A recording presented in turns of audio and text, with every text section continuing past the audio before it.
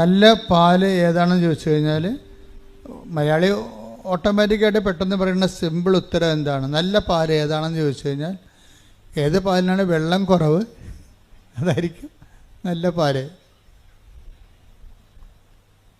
ഇപ്പം മിൽമ പാല് മറ്റു പാല് ഏജൻസിയൊക്കെ വന്ന കാരണം എല്ലാം കെമിക്കൽ ടെസ്റ്റ് ചെയ്തൊക്കെ പാലിൻ്റെ ചേരുവകയുടെ കണ്ടൻറ്റ് വൈസ് എല്ലാം ടെസ്റ്റ് ചെയ്ത് ആണ് നമുക്ക് തരണത്. എനിവേ പണ്ടൊക്കെ പാലും മെയിൻ കംപ്ലൈൻറ്റ് പാലിൻ്റെ അത് വെള്ളമാണെന്നുള്ളതാണ്. അത് വെള്ളത്തിൻ്റെ അളവ്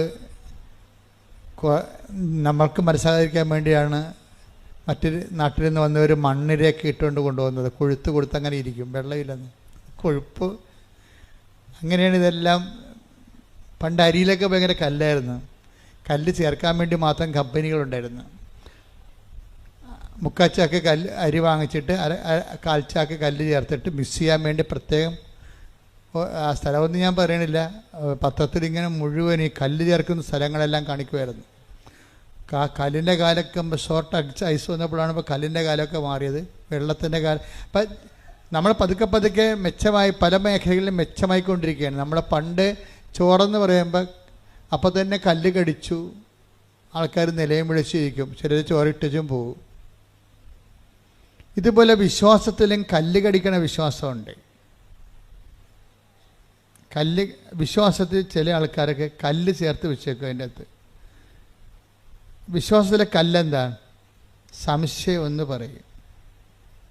സംശയത്തിന് വിശ്വാസത്തിൽ ചോറിൽ കല്ലുള്ളത് പോലെയാണ് വിശ്വാസത്തിലുള്ള കല്ലാണ് സംശയം. എപ്പോഴും നമ്മൾ ശ്രദ്ധിക്കേണ്ട ഒരു വിഷയം, നിങ്ങൾ വിശ്വാസ യാത്ര ചെയ്യുമ്പോൾ ഉടമ്പടി എന്ന് പറയുന്നത് ഏറ്റവും ഷോർട്ട് പീരീഡ് കൊണ്ട് വിശ്വാസത്തിൻ്റെ ഫലം കിട്ടുന്ന ഒരു പ്രെയറാണ് ഉടമ്പടി. പക്ഷേ ആ ഷോർട്ട് പീരീഡിൽ എങ്ങനെയാണ് പെട്ടെന്ന് നമുക്ക് ഈ ഫലം കിട്ടുന്നതിന് രണ്ട് കാരണങ്ങളുണ്ട്. ഒന്ന്, ദൈവം നിങ്ങളുടെ അവിശ്വാസം നോക്കാതെ ദൈവം ഇങ്ങോട്ട് കോൺട്രിബ്യൂട്ട് ചെയ്യും. അത് ആദ്യത്തെ കാലത്തേ ഉള്ളൂ കേട്ടോ. ഉടമ്പടിക്കാരറിയാം നിങ്ങളിപ്പോൾ. അപ്പോൾ ഉടമ്പടിയിൽ ഇപ്പോൾ ആദ്യം ഉടമ്പടി എടുക്കുമ്പോൾ തന്നെ പെട്ടെന്ന് കുറച്ച് അനുഭവം കിട്ടിക്കഴിയുമ്പോൾ നിങ്ങൾ ഓർക്കരുത് മൊത്തം ഇനി ഇങ്ങനെ തന്നെ ആയിരിക്കുമെന്ന്. അങ്ങനെ തന്നെ ആയിരിക്കത്തില്ല. ആദ്യം 1-2 അനുഭവങ്ങൾ തരണം. ദൈവം ഇൻസെൻറ്റീവ് ചെയ്യണതാണത്. നിങ്ങൾക്ക് ദൈവം നിങ്ങളുടെ ഒരു പരാധീനതയും ഇപ്പോഴത്തെ മാനസികാവസ്ഥയും ശാരീരികാവസ്ഥയും കുടുംബത്തിൻ്റെ പശ്ചാത്തലവും എല്ലാം കണ്ടിട്ട് നിങ്ങൾക്ക് പെട്ടെന്ന് ഒരു ഇൻസെൻറ്റീവ് തരണതാണ്. ഇപ്പം അമ്മമാർ കുഞ്ഞുങ്ങൾക്ക് മുല കൊടുക്കത്തില്ലേ? പക്ഷേ 5 വയസ്സാകും പറയും നീ പോയി എടുത്ത് കുടിക്കണമെന്ന് പറയും, പാല് അടുക്കള ഇരിപ്പുണ്ടെന്ന് പറയും. ആ വിഷയം മാറില്ലേ? ടോൺ മാറി. ഒരേ കൊച്ചു കുടിക്കുന്ന സംഭവത്തിന് വ്യത്യാസമൊന്നും ഉണ്ടാകത്തില്ലെങ്കിലും ടോൺ മാറി അമ്മയുടെ. എന്താ കാര്യം? നമ്മൾ തന്നെ ചെയ്യേണ്ടത് നമ്മൾ ചെയ്യാതെ ഈസി ആയിട്ട് കൊച്ച് വരുന്നത് കൊണ്ടാണ് അങ്ങനെ ചെയ്യണത്. പണ്ടൊക്കെ ചില അമ്മമാർ ഒരു മുഞ്ചെന്ന് സാധനം ഉണ്ടായിരുന്നു, അത് അരച്ച് മുലക്കെണ്ണയിൽ പുരട്ടും. എന്താ കാര്യം? ചെന്നി നായകം അങ്ങനെയൊക്കെ പുരട്ടുമായിരുന്നു. ഇപ്പം പിന്നെ പെട്ട കാര്യം നിങ്ങൾ കൊടുക്കണില്ലല്ലോ നിങ്ങൾ. അപ്പോൾ എന്താ പ്രശ്നം വെച്ച് കഴിഞ്ഞാൽ അപ്പോൾ കഴിച്ചിട്ട് കൊച്ചു കുടിക്കത്തില്ല. 4 വയസ്സുകാരൊക്കെ പണ്ട് ചില പറയല്ലേ, ചില അമ്മമാർ പറയും ഇപ്പം 4 വയസ്സ് വരെ എൻ്റെ മുല കുടിച്ചാണെന്ന് പറയും. ഇതൊന്നും വിശ്വാസത്തിൽ നടക്കത്തില്ല. വിശ്വാസത്തിൽ ഒരു ടൈം കഴിയുമ്പോൾ ആദ്യത്തെ ഇൻസെൻറ്റീവ് തരും, ബാക്കി പിന്നെ നമ്മളെല്ലാം സ്വന്തമായിട്ട് ഏൺ ചെയ്യണം. അതിനാണ് ഉടമ്പടിയുടെ ബാക്കിയുള്ള സംഭവങ്ങളെല്ലാം ഉള്ളത്. അങ്ങനെയാണ്. ആദ്യം നിങ്ങൾ ഓർക്കരുത് ആദ്യം കിട്ടണത് തന്നെ ഉടമ്പടിയുടെ അനുഭവമാണെന്ന് നിങ്ങൾ വിചാരിക്കരുത്. എല്ലാം അങ്ങനെയല്ല. ആദ്യം നിങ്ങളുടെ പരുവക്കേട് കണ്ടിട്ടും പരാധീനത കണ്ടിട്ടും ദൈവം കോൺട്രിബ്യൂട്ട് ചെയ്യണതാണ്. എന്ന് വെച്ചാൽ നിങ്ങളൊന്ന് പിടിച്ച് നിൽക്കുക, ഓക്സിജനൊക്കെ ഒന്ന് എടുത്തിട്ട് അല്പമൊക്കെ ബലം പ്രാപിച്ചു കഴിയുമ്പോൾ പിന്നീട് നിങ്ങൾ ഏൺ ചെയ്യണം, സമ്പാദിക്കണം. അതാണ് പറയുന്നത്. ആദ്യം എടുത്തപ്പോൾ തന്നെ ഭയങ്കര അനുഗ്രഹമായിരുന്നു, പിന്നെ ഒരു അനക്കമില്ലാത്ത ദൈവത്തിനല്ല, നിങ്ങൾക്കാണ് അനക്കമില്ലാത്തത്. എന്താ കാര്യം? നിങ്ങൾ ഓർത്ത് ഇതുപോലെ ready to eat instant breakfast പോലെ ഇങ്ങനെ പണം കുലുക്കണ മരം പോലെ ഈ സംഭവം കുലുങ്ങി വീഴത്തില്ല. നിങ്ങളോട് എന്താ പറഞ്ഞിരിക്കണം? അവൻ പറയണത് പോലെ ചെയ്യുക. അതാണ് സംഭവം. അപ്പം ആദ്യത്തെ ഒരു ടൈം കഴിയുമ്പോൾ പിന്നെ ഒരു ടഫ് ടൈമാണ്. അപ്പോഴാണ് നിങ്ങൾ ഉടമ്പടി പിന്നെ കിട്ടണതെല്ലാം നിങ്ങളുടെ അവൻ പറയണ പോലെ ചെയ്തതിൻ്റെ പേരിൽ ദൈവം നിങ്ങൾക്ക് നൽകുന്ന ന്യായമായ ആനുകൂല്യങ്ങളായിരിക്കും. ആദ്യത്തേതെല്ലാം ഔദാര്യമാണ്. ഇപ്പം ഗ്രാൻഡായിട്ട് തന്നെയാണത്. അത് തിരിച്ചടക്കേണ്ട കാര്യമില്ലാത്ത പോലെ നമുക്ക് കിട്ടത്തില്ല. അതുപോലെ ഗ്രാൻഡാണ്.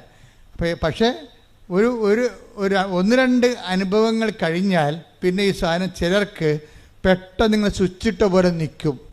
അപ്പം നിങ്ങൾ ഓർക്കും ഉടമ്പടി ഇത്രയേ ഉള്ളെന്ന്. അല്ല, നിങ്ങൾ ഇത്രയേ ഉള്ളൂ. അതാണ് പ്രശ്നം.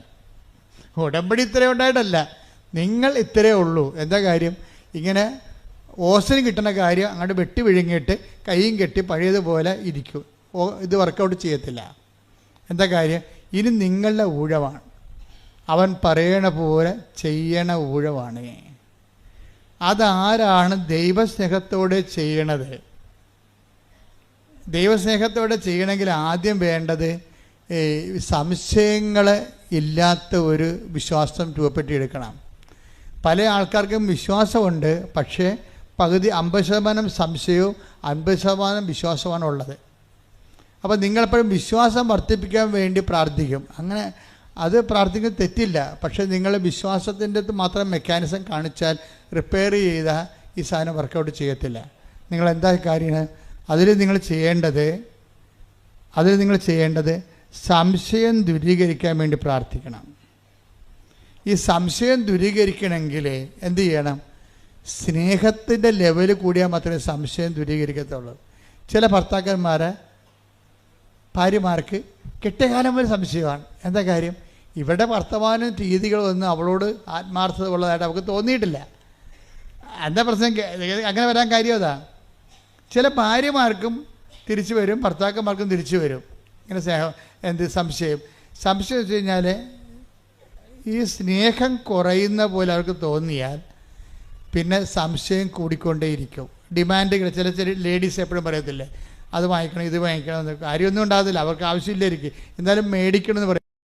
സ്നേഹമാണ്, ലവ് ലെവലാണ് വർദ്ധിപ്പിക്കേണ്ടത്. ഉടമ്പടിയുടെ ഒരു ജീവശാസ്ത്രം, ബയോളജി ഓഫ് ദി കവനൻറ്റ്, അതിൻ്റെ ഗ്രോത്ത് വരുന്ന, അത് വളർന്നു വരുന്ന ഒരു ജീവശാസ്ത്രം അങ്ങനെയാണ്.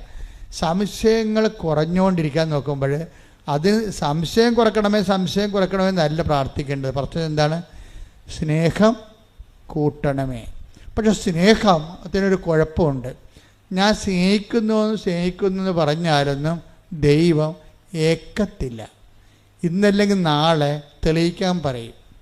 അങ്ങനെയാണ് 3 പ്രാവശ്യം പത്തോസിനോട് ചോദിച്ചു. അപ്പോൾ പത്തോസ് അവസാനം പറഞ്ഞു, സ്നേഹിക്കുന്നു അങ്ങേക്കെല്ലാം അറിയാമല്ലോ, എന്നാൽ തല കിഴക്കാൻ പാട് മരിക്കാൻ പറയും. അപ്പോൾ പണി കിട്ടും.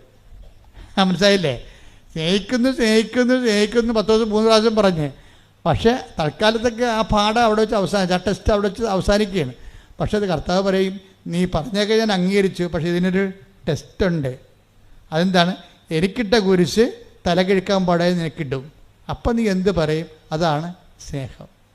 ചെല്ലണതല്ല, ചെയ്യണതാണ് സ്നേഹം. മനസ്സിലായില്ല? അതുകൊണ്ടാണ് അവൻ പറയണ പോലെ ചെയ്യാൻ പറയണത്. കർത്താവിൻ്റെ നാമത്തിൽ അവൻ്റെ സ്നേഹത്തെ പ്രതി നമ്മൾ എന്ത് ചെയ്തു എന്നാണ് ദൈവം നോക്കണത്. പ്രാർത്ഥിക്കുക. കർത്താവായ ദൈവമേ, നിന്റെ സ്നേഹത്തിൽ വളരാൻ, വിശ്വാസത്തിൽ ഉയരാൻ, സംശയം കുറക്കാൻ എന്നെ സ്നേഹത്തിന്റെ പ്രവൃത്തികളുടെ സുവിശേഷത്തിന്റെ സാക്ഷികളാക്കണമേ.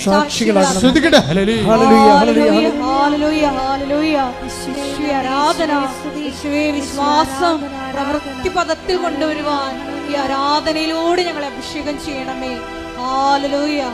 വിശുദ്ധ പരമദിവ്യകാരുണ്യത്തിന് നേരവും ആരാധനയും സ്തുതിയും പുകഴ്ചയും ഉണ്ടായിരിക്കട്ടെ. ഇപ്പൊ നിങ്ങൾക്ക് മനസ്സിലായില്ലേ?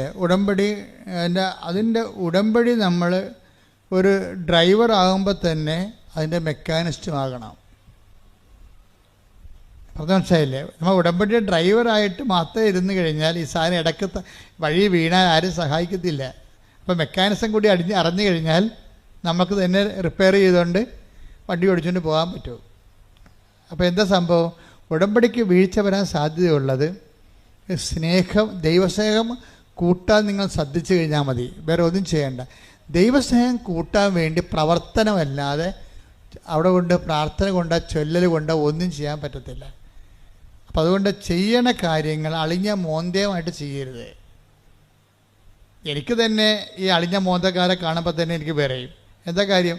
ഞാൻ പറഞ്ഞു, നിങ്ങൾ സ്മാർട്ടായിട്ട് നിൽക്ക്, മാതാവിൻ്റെ അടുത്തല്ലേ നിൽക്കണത്, അതായത് നിങ്ങൾ ചായക്കടയിലും ആശുപത്രിയിലും അല്ലല്ല നിൽക്കണത്. ആശുപത്രിയിലാണെങ്കിൽ ഈ മരുന്ന് കഴിച്ചാൽ ശരിയാകുമോ ഇല്ലേ, ഈ ഡോക്ടറാണ്, അതിന് വേറെ ഡോക്ടറുണ്ടാ. പല ഡോക്ടറിനെ കുറിച്ച് നമ്മളോട് പല ആൾക്കാർ പറഞ്ഞിരിക്കണ കാരണം നമ്മളൊരു ആശുപത്രിയിലും ഇത് തന്നെ ആയിരിക്കുമോ നമ്മുടെ യഥാർത്ഥ ഡോക്ടർ, ഇത് തന്നെ ആയിരിക്കും ആശുപത്രി, ഇങ്ങനെ തന്നെ കുറിച്ച് തന്നെ ആയിരിക്കും ആ കറക്റ്റ് മരുന്ന്, അങ്ങേര് കുറിച്ച് തന്നെ കറക്റ്റായാൽ പോലും നമുക്ക് അങ്ങനെ സംശയമായിരിക്കും. അതുകൊണ്ടാണ് ഈ അളിഞ്ഞ മോന്ത വന്നത്. ഉടമ്പടി എന്ന് പറയുന്ന ഒരു സ്മാർട്ട് പ്രോജക്റ്റാണ്. കർത്താവിൻ്റെ അടുത്ത് വരുമ്പോൾ ഞാൻ ഇവിടെ ഇന്നലെയൊക്കെ അവർ പറഞ്ഞു, നിങ്ങൾ സന്തോഷമായിട്ട് പോകും. എന്താ കാര്യം? ഇത് ശരിക്കും മാതാവിൻ്റെ അടുത്ത് നിന്ന് പോകുന്നവർ അവർ കൃത്യമായിട്ടുള്ള ആൾക്കാരുടെ അമ്മ കൂടെ പോകും. കാര്യം നിങ്ങളുടെ ചില ആൾക്കാരുടെ കൂടെ വരാത്തതിൻ്റെ കാര്യം നിങ്ങളെ അളിഞ്ഞ മോന്തയായിട്ട് വരണേ, ചത്തവൻ്റെ വീട്ടിൽ മരിച്ചവരിക്കണവർ അടുത്ത ആൾ അങ്ങോട്ട് പോവുകയും ചെയ്യും. ഇതെല്ലാം മാതാവ് കാണുന്നുണ്ടല്ലേ. അതിൻ്റെ അടുത്ത് ഈ പന്നി വിശ്വസിക്കണില്ല എന്നുള്ളത് അമ്മയ്ക്ക് അറിയാം. പിന്നെ ഇതിൻ്റെ കൂടെ പോയിട്ട് എന്നാ കാണിക്കാനാണ്? അതാണ് നിൻ്റെ കൂടെ വന്നിട്ട് എന്നാ കാണിക്കാനാണ്. പക്ഷെ നിനക്ക് നല്ല ദൈവസ്നേഹമുണ്ട്, നല്ല പ്രത്യാശ ഉണ്ട്. കഴിഞ്ഞ ദിവസങ്ങളിലേ അമലു എന്ന് പറഞ്ഞൊരു കുഞ്ഞു സാക്ഷ്യം പറഞ്ഞാണ്. അമലുവിൻ്റെ സാക്ഷ്യം എന്ന് പറഞ്ഞത്, അമലു ഉള്ളതുപോലെ മാതാവിനോട് പറയുന്ന ആളാണ്. അമല് പറഞ്ഞു, 10 കൊല്ലയുടെ മക്കളില്ലേ ആളിനി. അപ്പോൾ പല ചികിത്സ കഴിഞ്ഞിട്ട് ഇവ മക്കൾ എന്നുള്ള കാര്യം ആ ചാപ്റ്റർ അവർ ക്ലോസ് ചെയ്തിരിക്കുകയാണ്. ഇനിയിപ്പോൾ ഇങ്ങനെ ജീവിച്ചോളാമെന്നുള്ള ഒരു മനസ്സിനെ അങ്ങനെ പഠിപ്പിച്ച് അങ്ങനെ കുഴപ്പമില്ലാതെ പോവുകയാണ്. അപ്പോഴാണ് ആൾക്കാർ പറയണത്, കൃപാസനം മാതാവ് 25 വർഷമായിട്ട് മക്കളില്ലാത്തവർക്ക് മക്കളെ കൊടുക്കുന്നുണ്ടെന്ന് പറഞ്ഞു. അപ്പോൾ അവർക്ക് പുതിയൊരു അധ്യായം ആണ് ശരിക്കും തുറന്നത് ജീവിതത്തിൽ. അതാണ് സംഭവം. പിന്നെ അത് നിങ്ങൾ അങ്ങോട്ടും ഇങ്ങോട്ടും പറയണില്ലേ, അതാണ് സുവിശേഷം എന്ന് പറയണത്. നിങ്ങൾ പറയാതിരിക്കരുത്. നിങ്ങൾക്ക് പറയാൻ കഴിവുണ്ടെന്നും നിങ്ങൾക്ക് പറയാൻ കഴിയുമെന്നും ഒക്കെ അമ്മയ്ക്കറിയാം. ഇവിടുത്തെ നിങ്ങൾ പണിമേടിക്കാൻ പോണ എപ്പോഴാണെന്നറിയാമോ? നിങ്ങൾക്ക് ഇത് ക്ഷേമത്വമാണ്. നിങ്ങൾ ബന്ധുക്കൾ പറഞ്ഞിട്ട് അവിടെ ഞെളിഞ്ഞിട്ടുണ്ട്. അത് നിങ്ങളുടെ പഴയ ഹിസ്റ്ററിയും ദൈവത്തിന് അറിയാം. നിങ്ങൾ പണിമേടിക്കണ വഴികൾ ഞാൻ പറയുകയാണേ. എന്ന് വെച്ചാൽ നിങ്ങൾക്കുണ്ടാകുന്ന ചില ഗുണങ്ങൾ, നിങ്ങൾ വീട് വെച്ച കാര്യം, അല്ലെങ്കിൽ നിങ്ങൾക്ക് ചിട്ടി വീണ കാര്യം ഒക്കെ നിങ്ങൾക്ക് നന്മയുണ്ടാകുന്ന കാര്യങ്ങളൊക്കെ നിങ്ങൾ മറ്റുള്ളവരോട് പറയണ സ്വഭാവമാണ് നിങ്ങൾക്കുള്ളത്. അത് എപ്പോഴായാലും നിങ്ങൾ പറയും. പള്ളിയിൽ നിന്ന് വരുമ്പോഴായാലും പോകുമ്പോഴായാലും ഫോൺ എടുക്കുമ്പോഴും പറയും. പക്ഷേ ദൈവം നിങ്ങളുടെ ഇടയിൽ പ്രവർത്തിച്ച കാര്യം നിങ്ങൾ പറയത്തില്ല. അത് നിങ്ങൾ ആത്മശോധന ചെയ്യേണ്ട ഉടമ്പടി പാപമാണ് ശരിക്കും. ഇപ്പോൾ ഈ ഉടമ്പടി കുമ്പസാരം എന്ന് പറയുമ്പോൾ ഞാൻ അച്ഛന്മാരുടെയൊക്കെ ആദ്യമൊന്നും സംസാരിക്കത്തില്ല. കാര്യത്തിൽ എനിക്ക് എന്താ വെച്ചാൽ എനിക്ക് ഉടമ്പടി കുമ്പസാരത്തെക്കുറിച്ച് എനിക്കൊരു ഐഡിയ ഉണ്ട്. എന്താ ഉടമ്പടി കുമ്പസാരം എന്ന് പറയണത്? അത് കരിസ്മാറ്റിക് കുമ്പസാരമോ ഇടവക വാർഷിക ധ്യാനം കുടുംബ കുമ്പസാരമോ അല്ല. ഉടമ്പടി എടുത്തതിന് ശേഷം ഒരു വ്യക്തി ഉടമ്പടിയിൽ ദൈവവുമായിട്ട് ജീവിച്ച് കഴിയുമ്പോൾ ആ വ്യക്തി കൈവരിക്കേണ്ട ചില ആധ്യാത്മിക ഔന്നത്യങ്ങളുണ്ട്. അവിടം വരെ എത്തിയില്ലെങ്കിൽ ഉപേക്ഷ എന്ന പാപമാണത്. മനസ്സിലായില്ലേ? അവിടം വരെ. അപ്പോൾ ഒരു ഉടമ്പടി എടുത്തു കഴിയുമ്പോൾ ഒരു വ്യക്തി കൈവരിക്കേണ്ട ആധ്യാത്മികമായ ഔന്നത്യമുണ്ട്. ആ വ്യക്തി അതനുസരിച്ച് വളർന്നില്ല എന്നുണ്ടെങ്കിൽ അതൊരു ഉടമ്പടി പാപമായിട്ട് വരും, ഉപേക്ഷ എന്ന പാപമായിട്ട് വരും. എന്താ കാര്യം? നിങ്ങളുടെ പഴയ ഫയൽ നോക്കിക്കഴിഞ്ഞാൽ നിങ്ങളുടെ എല്ലാ നല്ല കാര്യങ്ങളും, മക്കളുടെ കാര്യങ്ങളും, മരുമക്കളുടെ കാര്യങ്ങൾ പോലും നിങ്ങൾ നാട്ടുകാരെ കെട്ടിയെഴുന്നള്ളിക്കുന്ന ആളാണ്, പറയുന്ന ആളാണ്. സ്വന്തം കേമത്വത്തിന് വേണ്ടിയായിരിക്കും അത് പറയണത്.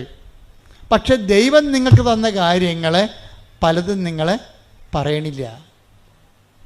അഥവാ ഇനി ദൈവം തന്ന കാര്യം പോലും പറയണത് നിങ്ങളുടെ അക്കൗണ്ടിലായിരിക്കും. ഇവിടെ വന്നിട്ട് സാക്ഷിയൊക്കെ പറയും, ഞങ്ങൾക്ക് വീടില്ലായിരുന്നു, സ്ഥലമില്ലായിരുന്നു, വഴിയില്ലായിരുന്നു, അമ്മയടുത്ത് വന്നപ്പോൾ അമ്മ വീട് തന്നു, സ്ഥലം തന്നെന്നൊക്കെ പറയും. ഇവിടെ വന്ന് പറയും. പക്ഷേ നാട്ടിൽ ചെന്നിട്ട് എന്ത് പറയും? യൂട്യൂബിൽ ഈ സാധനം വന്ന കാര്യം നിങ്ങൾ നാട്ടുകാരറിഞ്ഞ കാര്യം നിങ്ങൾക്കറിയത്തില്ല. നിങ്ങളെ പഴയ സ്വഭാവം അനുസരിച്ച് നാട്ടുകാരോട് പറയും, ഭയങ്കര കഷ്ടപ്പെട്ടാണെങ്കിൽ ഞാൻ മുണ്ട് മുറുക്കി കൊടുത്താണെങ്കിൽ ഒരു വീട് വാങ്ങിച്ചു. അപ്പോൾ മുണ്ട് മുറുക്കി കൊടുത്തത് നിങ്ങൾ, മാതാവ് ഞൊട്ടി. അല്ല സംഭവം ഇതാണ്. ഒരു സാധനത്തിൻ്റെ വേർഷമ്പടം കണ്ടില്ലേ? അതാണ് ഞാൻ പറയും, ഓർഡർ തമ്മാവ ആളറിയാം. അത് ഞാനല്ല പറയണം, പുള്ളിക്കാരത്തി പറഞ്ഞോളൂ. ആളെ കാണുമ്പോൾ തന്നെ പറയും. ചുമ്മാ ഉടായ്പാണ്, അനുഗ്രഹം അടിച്ചു മാറ്റാൻ വന്നിരിക്കുകയാണ്, കിട്ടിക്കഴിഞ്ഞാൽ അത് അവളുടെ അക്കൗണ്ടിൽ മാത്രമേ അവൾ കെട്ടി എഴുന്നള്ളിക്കത്തുള്ളൂ എന്നറിയാം. ഇങ്ങനെയുള്ള അഭ്യാസ ഉടമ്പടി നടക്കത്തില്ല. അതുകൊണ്ട് സത്യസന്ധരായിരിക്കാൻ നോക്കുക, പ്രാർത്ഥിക്കുക. കർത്താവായ ദൈവമേ, സത്യസന്ധമായി നീ തന്ന നന്മകളെ എടുത്തുയർത്തി പൊതുജനങ്ങൾക്ക് കൈമാറിക്കൊണ്ട് സുവിശേഷമാകുവാനും സുവിശേഷമേകുവാനും എന്നെ അങ്ങയുടെ രക്ഷയുടെ സാക്ഷിയാക്കണമേ. രക്ഷയുടെ സാക്ഷിയാക്കണമേ. മറ്റുള്ളവരുടെ മുമ്പിൽ നീ തന്ന നന്മകൾ പ്രകീർത്തിക്കുവാൻ, ധൈര്യത്തോടെ പ്രഘോഷിക്കുവാൻ ആരാധനയിലൂടെ ഞങ്ങളെ അഭിഷേകം. ഒരു ടൈം ബൗണ്ട് ആയിട്ടുള്ള പ്രെയറാണ്. 90 ദിവസമാണ് ഫസ്റ്റ് യൂണിറ്റ് എന്ന് പറയണത്. First unit. അപ്പോൾ 90 ദിവസത്തിനുള്ളിൽ നിങ്ങൾക്ക് എന്ത് സംഭവിക്കുന്നു എന്നുള്ളതല്ല വിഷയം. കാഷ് ആൻഡ് കൈൻഡായിട്ട് എന്ത് സംഭവിക്കുന്നു എന്നുള്ളതല്ല, ദൈവവും നിങ്ങളും തമ്മിലുള്ള ബന്ധത്തിൽ എന്ത് സംഭവിക്കുന്നു.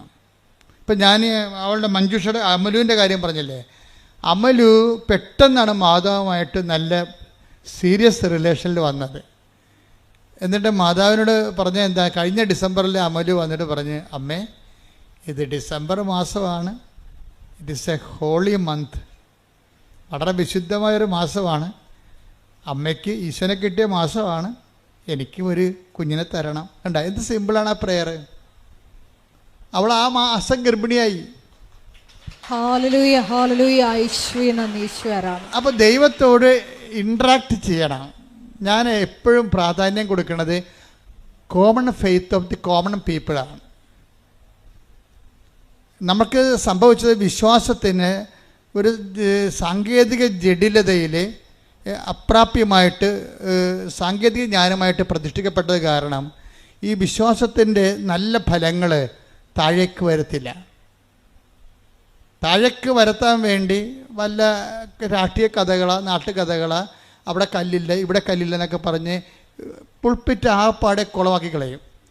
ജനങ്ങൾക്ക് ദൈവത്തിൻ്റെ വഴികൾ പറഞ്ഞു കൊടുക്കാനും ദൈവാനുഭവത്തിലേക്ക് ജനങ്ങളെ നയിക്കാനും അവർ അനുഭവിച്ച് പരിചയിച്ച ആധ്യാത്മികതയുടെ ചില പുഴുക്കുത്തുകളെ എടുത്തു മാറ്റിയിട്ട് അതിനെ ക്രെഡിലൈസ് ചെയ്തിട്ട് അതിലവരെ ബൂസ്റ്റ് ചെയ്യുകയാണ് ഉടമ്പടി ചെയ്യണത്. എന്നിട്ട് ഇപ്പം നിങ്ങൾക്ക് സംസാരിക്കാൻ നല്ലോണം അറിയാം, അപ്പോൾ ദൈവത്തോട് നിങ്ങൾ അമ്മയെന്നല്ലേ വിളിക്കണത്, അല്ലേ? അല്ല കളക്ടർ എന്നല്ലേ വിളിക്കണത്, അമ്മ. അപ്പോൾ നമുക്ക് ആ ഒരു അമിക്കബിലിറ്റി ഉണ്ട് പ്രെയറിൽ. അപ്പോൾ നിങ്ങൾ അമലു എന്താ ചെയ്യണത്, അമ്മേ ഇതൊരു നല്ല മാസമാണ്, നല്ല വിശുദ്ധമായ മാസമാണ് ഡിസംബർ, അമ്മയ്ക്ക് ഉണ്ണീശനെ കിട്ടിയ മാസമാണ്, എനിക്ക് ഒരു കുഞ്ഞിനെ തരണം. സിമ്പിളല്ലേ പ്രെയർ? ഇതിനേക്കാൾ വലിയ പ്രാർത്ഥന എന്തുകൊണ്ട്? ആ പ്രാർത്ഥന അപ്പം തന്നെ അമ്മ പച്ചമഷിക്ക് അങ്ങോട്ട് ഒപ്പിട്ട് സാങ്ഷൻ ചെയ്യുകയാണ്. ആ ആഴ്ച തന്നെ അവൾ പ്രഗ്നൻ്റ് ആകുകയാണ്.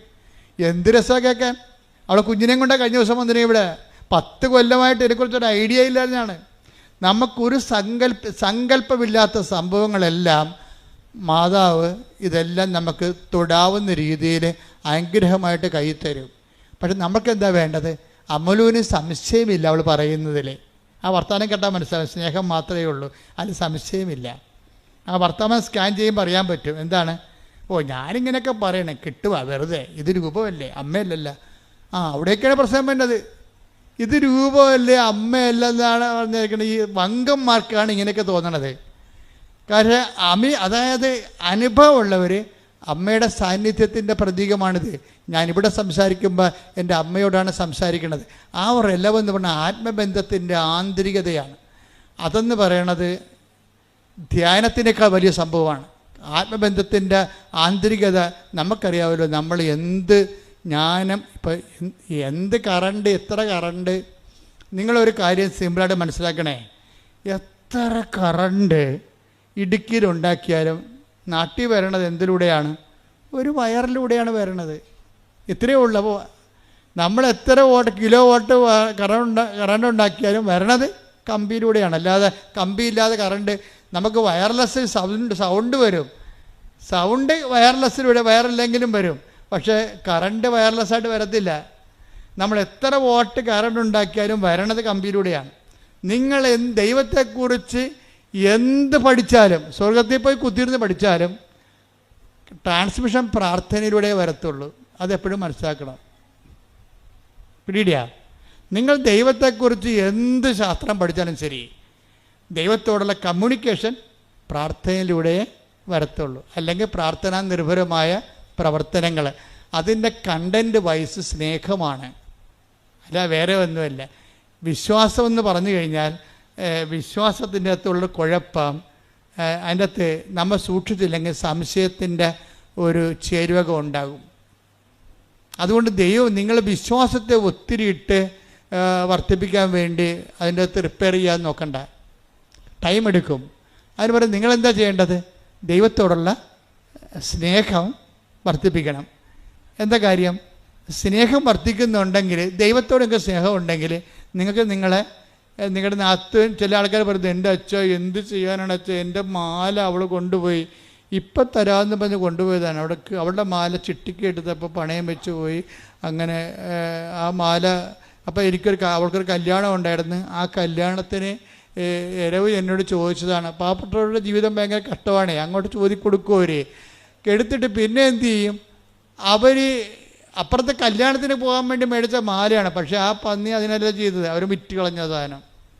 ഈ മനുഷ്യരോട് നമുക്ക് സംസാരിക്കാൻ പറ്റുമോ? പിന്നെ എന്നെ പറ്റിപ്പാണ് ആൾ, എൻ്റെ മാല ഊരിക്കൊണ്ടുപോയി എന്നോട് ചോദിക്കാൻ വിറ്റ ആളാണ്, ഇനി എൻ്റെ അടിച്ചതിൻ്റെ അകത്ത് അവളെ കയറ്റത്തില്ലെന്ന് പറയും.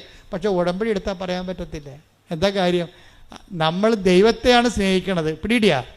അപ്പം നിങ്ങൾക്കിട്ട് പണി തന്ന ആൾക്കാരോടും നിങ്ങൾ ഉടമ്പടിയോട് കൂടി നിരപ്പാകാൻ നോക്കണം. കാര്യം വിശ്വാസമല്ല വലുത്, എന്താണ്? സ്നേഹമാണ്. കാര്യം എന്താണ്? ആ മാലയെക്കാളും നാസ്തുവിനോടുള്ള വൈരാഗ്യത്തെക്കാളും എൻ്റെ ദൈവത്തെ ഞാൻ സ്നേഹിക്കുന്നു. സ്നേഹിക്കുന്നവൻ എന്താ പറഞ്ഞിരിക്കണത്? നിങ്ങൾ ശത്രുവിനായാലും എന്നെ പ്രതി സ്നേഹിക്കണം. അതാ പ്രശ്നം. അത് എന്നിട്ട് കർത്താവ് ചോദിക്കും, സ്നേഹിക്കുന്നവരെ മാത്രമാണ് നിങ്ങൾ സ്നേഹിക്കണമെങ്കിൽ പ്രതിഫലത്തിന് എന്താണ്? Take the word of God. ശ്രദ്ധിക്കട്ടെ. ഹല്ലേലൂയ, ഹല്ലേലൂയ, ഹല്ലേലൂയ, ഹല്ലേലൂയ, ഹല്ലേലൂയ, ഹല്ലേലൂയ. യേശുവേ നന്ദി. ഹല്ലേലൂയ, ഹല്ലേലൂയ. യേശുവേ ആരാധന, ആരാധന. മത്തായി 5:46. മത്തായി 5:46. നിങ്ങളെ സ്നേഹിക്കുന്നവരെ നിങ്ങൾ സ്നേഹിച്ചാൽ. കേട്ടോ എന്താ പറയണത്? നിങ്ങളെ സ്നേഹിക്കുന്നവരെ നിങ്ങൾ സ്നേഹിച്ചാൽ നിങ്ങൾക്ക് എന്ത് പ്രതിഫലമാണ് ലഭിക്കുക? ചുങ്കക്കാർ പോലും അത് തന്നെ ചെയ്യുന്നില്ലേ? അതെന്താ സംഭവിച്ചു കഴിഞ്ഞാല്, ഈ ചുങ്കക്കാരാണെങ്കിൽ പോലും അവരെ സ്നേഹിക്കുന്നവർക്ക് തന്നെ അവർ അങ്ങോട്ടും ഇങ്ങോട്ടും സ്നേഹിക്കുന്നുണ്ട്. പക്ഷെ അതിന് ദൈവത്തിൻ്റെ തിരുസന്നിധിയിൽ നിന്ന് നമുക്ക് റിവാർഡൊന്നുമില്ല. പ്രതിഫലം എന്ന് പറഞ്ഞാൽ ആര് തരേണ്ടതാണ്? ഇതാ ഞാൻ വരുന്നു, എൻ്റെ പ്രതിഫലവും കൊണ്ട് വരുന്നു എന്നാണ് പറയണത്. കൃപയുടെ അവസാന കാലത്തിൻ്റെ വരവിന്, അവസാന കാലത്തെ വരവിൽ പറയണത്, ഇതാ ഞാൻ വരുന്നു, എൻ്റെ പ്രതിഫലവും കൊണ്ട് വരുന്നു, അഥവാ എൻ്റെ സമ്മാനവും കൊണ്ട് വരുന്നു. അപ്പോൾ അതാരാണ്? ദൈവത്തിൽ നിന്ന് ലഭിക്കുന്നതാണ് പ്രതിഫലം എന്ന് പറയണത്. ദൈവത്തിൽ നിന്ന് ലഭിക്കുന്നതിനാണ് പ്രതിഫലം എന്ന് പറയണത്. അതെങ്ങനെ കിട്ടണത് നമുക്ക്? അത് നമുക്ക് കിട്ടണം, നിങ്ങളെ സ്നേഹിക്കുന്നവരെ മാത്രം നിങ്ങൾ സ്നേഹിച്ചാൽ ദൈവത്തിൽ നിന്നൊന്നും പ്രതീക്ഷിച്ചിട്ട് കാര്യമില്ല. ഓക്കെ അല്ലേ? പറച്ച് എന്ത് ചെയ്യണം? ശത്രുക്കളെ സ്നേഹിക്കണം, ദ്രോഹിക്കുന്നവരെ ആശീർവദിക്കണം. സെൻറ്റ് പോൾ പറയും, ആശീർവദിക്കുക മാത്രമേ ചെയ്യാവൂ. ഇതിനെ ഉടമ്പടിക്ക് പറ്റുന്ന രീതിയിൽ നമ്മുടെ ജീവിതം ക്രമീകരിക്കുകയാണ്, ജീവിതം പുനഃക്രമീകരിക്കുകയാണ്. എന്താ ഇത് പെട്ടെന്ന് സ്പീഡാക്കാനുള്ള മാർഗമാണ്. ഉടമ്പടി അനുഭവങ്ങളെ പെട്ടെന്ന് സ്പീഡാക്കാനുള്ള മാർഗം. സ്പീഡാക്കുക എന്ന് പറഞ്ഞു കഴിഞ്ഞാൽ അതിൻ്റെ അകത്ത് നമുക്ക് നമ്മുടെ റോഡിലൊക്കെ ചില റോഡുകളൊക്കെ പോയാൽ നമുക്ക് ഭയങ്കര സ്ലോ ആയിരിക്കും. കട്ടറും അല്ലേ, ബമ്പും ഹമ്പും കട്ടറും എല്ലാം കൂടി അങ്ങനെ വിടും. പക്ഷേ അങ്ങനെയല്ല, ഇതെല്ലാം നിരപ്പാകും. ജനങ്ങളുമായിട്ട് നമ്മൾ നിരപ്പായി കഴിഞ്ഞാൽ ദൈവത്തിൻ്റെ ഇടപെടലിൻ്റെ സ്പീഡ് കൂടും. അതുകൊണ്ടാണ് സെൻറ്റ് ജോണൊക്കെ പറയണത്. എന്താ പറയണത്? കുന്നും മലയും നിരപ്പാക്കുവിൻ. അതാണ് സംഭവം. കുന്നും മലയും വളഞ്ഞവ ഋജുവാക്കപ്പെടും. അപ്പം നേരെ എല്ലാ വിഷയത്തിൻ്റെ പിന്നിലും സൂത്രപ്പണികളൊന്നും പറ്റത്തില്ല. സൂത്രപ്പണികളൊന്നും പറ്റത്തില്ല, മറിച്ച് നേരെ നേരെ പോകാൻ പറ്റത്തുള്ളൂ. നമുക്കിത്തിരി നഷ്ടം, സാമ്പത്തിക നഷ്ടം മാനുഷികവും ഭൗതികമായിട്ടും ഉണ്ടായാലും സൂത്രപ്പണി പറ്റത്തില്ല. അപ്പോൾ ഇതിന് നമ്മൾ എപ്പോഴും ചെയ്യേണ്ടത്, ഉടമ്പടിയിലേക്ക് വരുമ്പോൾ സ്പീഡാകണമെങ്കിൽ ആദ്യം എന്ത് ചെയ്യും? ഈശോ വരാൻ പോയപ്പോൾ യോഹന്നാൻ എന്താ പറഞ്ഞത്? യോഹന്നാൻ പറഞ്ഞത് എന്താണ്? വൃക്ഷങ്ങളുടെ വേരിന് കോടാലി വയ്ക്കപ്പെട്ടിരുന്നു, ഫലം തരാത്ത വൃക്ഷങ്ങളെ വെട്ടി തീരെറിയപ്പെടും. എന്നിട്ട് പറഞ്ഞാൽ കുന്നും മലയും നിരപ്പാക്കപ്പെടും. അപ്പം ഇങ്ങനെ നേരെ ആക്കി കഴിഞ്ഞാൽ, അതായത് വളവ്, വഞ്ചന, ചതി, പറ്റിപ്പ്, ഇങ്ങനെയുള്ള ഓരോ കുടില സൂത്രങ്ങളൊക്കെ എല്ലാം റെക്ടിഫൈ ചെയ്യണം. ദൈവത്തിന് പ്രവർത്തിക്കാൻ പറ്റുന്ന രീതിയിൽ നമുക്കവിടെ നഷ്ടവും ലാഭവും നോക്കരുത്. ദൈവമാണ് ഏറ്റവും വലിയ ലാഭം. പിടികിട്ടുന്നുണ്ടോ? ദൈവമാണ് ഏറ്റവും വലിയ ലാഭം. അതായത് ഒരു പശു നമ്മൾ 40,500 രൂപയ്ക്ക് വാങ്ങിച്ചു. അത് അതിനെ വിറ്റപ്പോൾ 35,750 രൂപ. ലാഭമോ നഷ്ടമാ? നഷ്ടം. പക്ഷേ ആൾക്കാർ ചിലർ പറയും, മറ്റത് 500 രൂപയല്ലേ, ഇപ്പോൾ 750 രൂപ കിട്ടിയല്ല എന്ന് പറയും. ആൾക്കാരെ അളക്കണത് ഇങ്ങനെയാണ്. വെച്ച് കഴിഞ്ഞാൽ ഈ ദൈവത്തെപ്പോലും അളക്കണത് ഇങ്ങനെയാണ്. അതായത് നിങ്ങൾ ഈ ക്യാഷ് ആൻഡ് കൈൻഡ് വെച്ചുകൊണ്ടാണ് ദൈവത്തെ അളക്കണത്. എന്നിട്ട് നിങ്ങൾ വിചാരിക്കണത് ദൈവമാണ് ഏറ്റവും വലിയ ലാഭം. അപ്പം അതുകൊണ്ട് തന്നെ നമ്മൾ ജീവിതത്തെ കണക്കാക്കേണ്ടത്, നമുക്ക് ജീവിതത്തിലുണ്ടാകുന്ന ചെറിയ രൂപയുടെ ലാഭവും എടുത്തിട്ട് അത് നഷ്ടമെടുത്തിട്ട് അത് വലിയ നഷ്ടമാണ് നിങ്ങൾ കൊട്ടിക്കോഷിച്ച് മോന്തം കയറ്റിയിരിക്കരുത്. മറിച്ച് എന്താണ്? ദൈവത്തെ കിട്ടാൻ വേണ്ടി കുറേ കോംപ്രമൈസ് ചെയ്യേണ്ടി വരും ജീവിതത്തിൽ. ചിലപ്പോൾ ക്ഷമയായിരിക്കും, ചിലപ്പോൾ നന്മയായിരിക്കും. അപ്പം ഇങ്ങനെ ഓരോ പരിശുദ്ധാത്മാവിൻ്റെ ദാനങ്ങൾക്ക് അനപേക്ഷണീയമായിട്ട് ജീവിതം ഒന്ന് പുനഃക്രമീകരിക്കുന്നതാണ്. അത് അങ്ങേര് പശ്ചാത്താപത്തിൻ്റെ ജ്ഞാനസ്ഥാനമാണ് നൽകിയത് യോഹന്നാൻ മാന്താന. അപ്പോൾ ഈശോ വന്നപ്പോൾ പരിശുദ്ധാത്മാവിൻ്റെ ജ്ഞാനസ്ഥാനം നൽകി. പക്ഷേ ആ പരിശുദ്ധാത്മാവിൻ്റെ ജ്ഞാനസ്ഥാനം നൽകിയപ്പോഴേ കർത്താവ് കുന്നും മലയും നിരപ്പാക്കണ കാര്യമൊന്നും പറഞ്ഞിട്ടില്ല. പറഞ്ഞ എന്താണ്? പരിശുദ്ധാത്മാവിൻ്റെ ഫലങ്ങൾ എല്ലാവർക്കും അറിയാം. അതെന്താണ്? സ്നേഹം, ക്ഷമ, ദയ, നന്മ. Take the word of God. ശ്രുതികട ഹല്ലേലൂയ, ഹല്ലേലൂയ, ഹല്ലേലൂയ, ഹല്ലേലൂയ, ഹല്ലേലൂയ. യേശുവേ നന്ദി. ഹല്ലേലൂയ. 5:22-23. ഗലാത്യർ 5:22-23.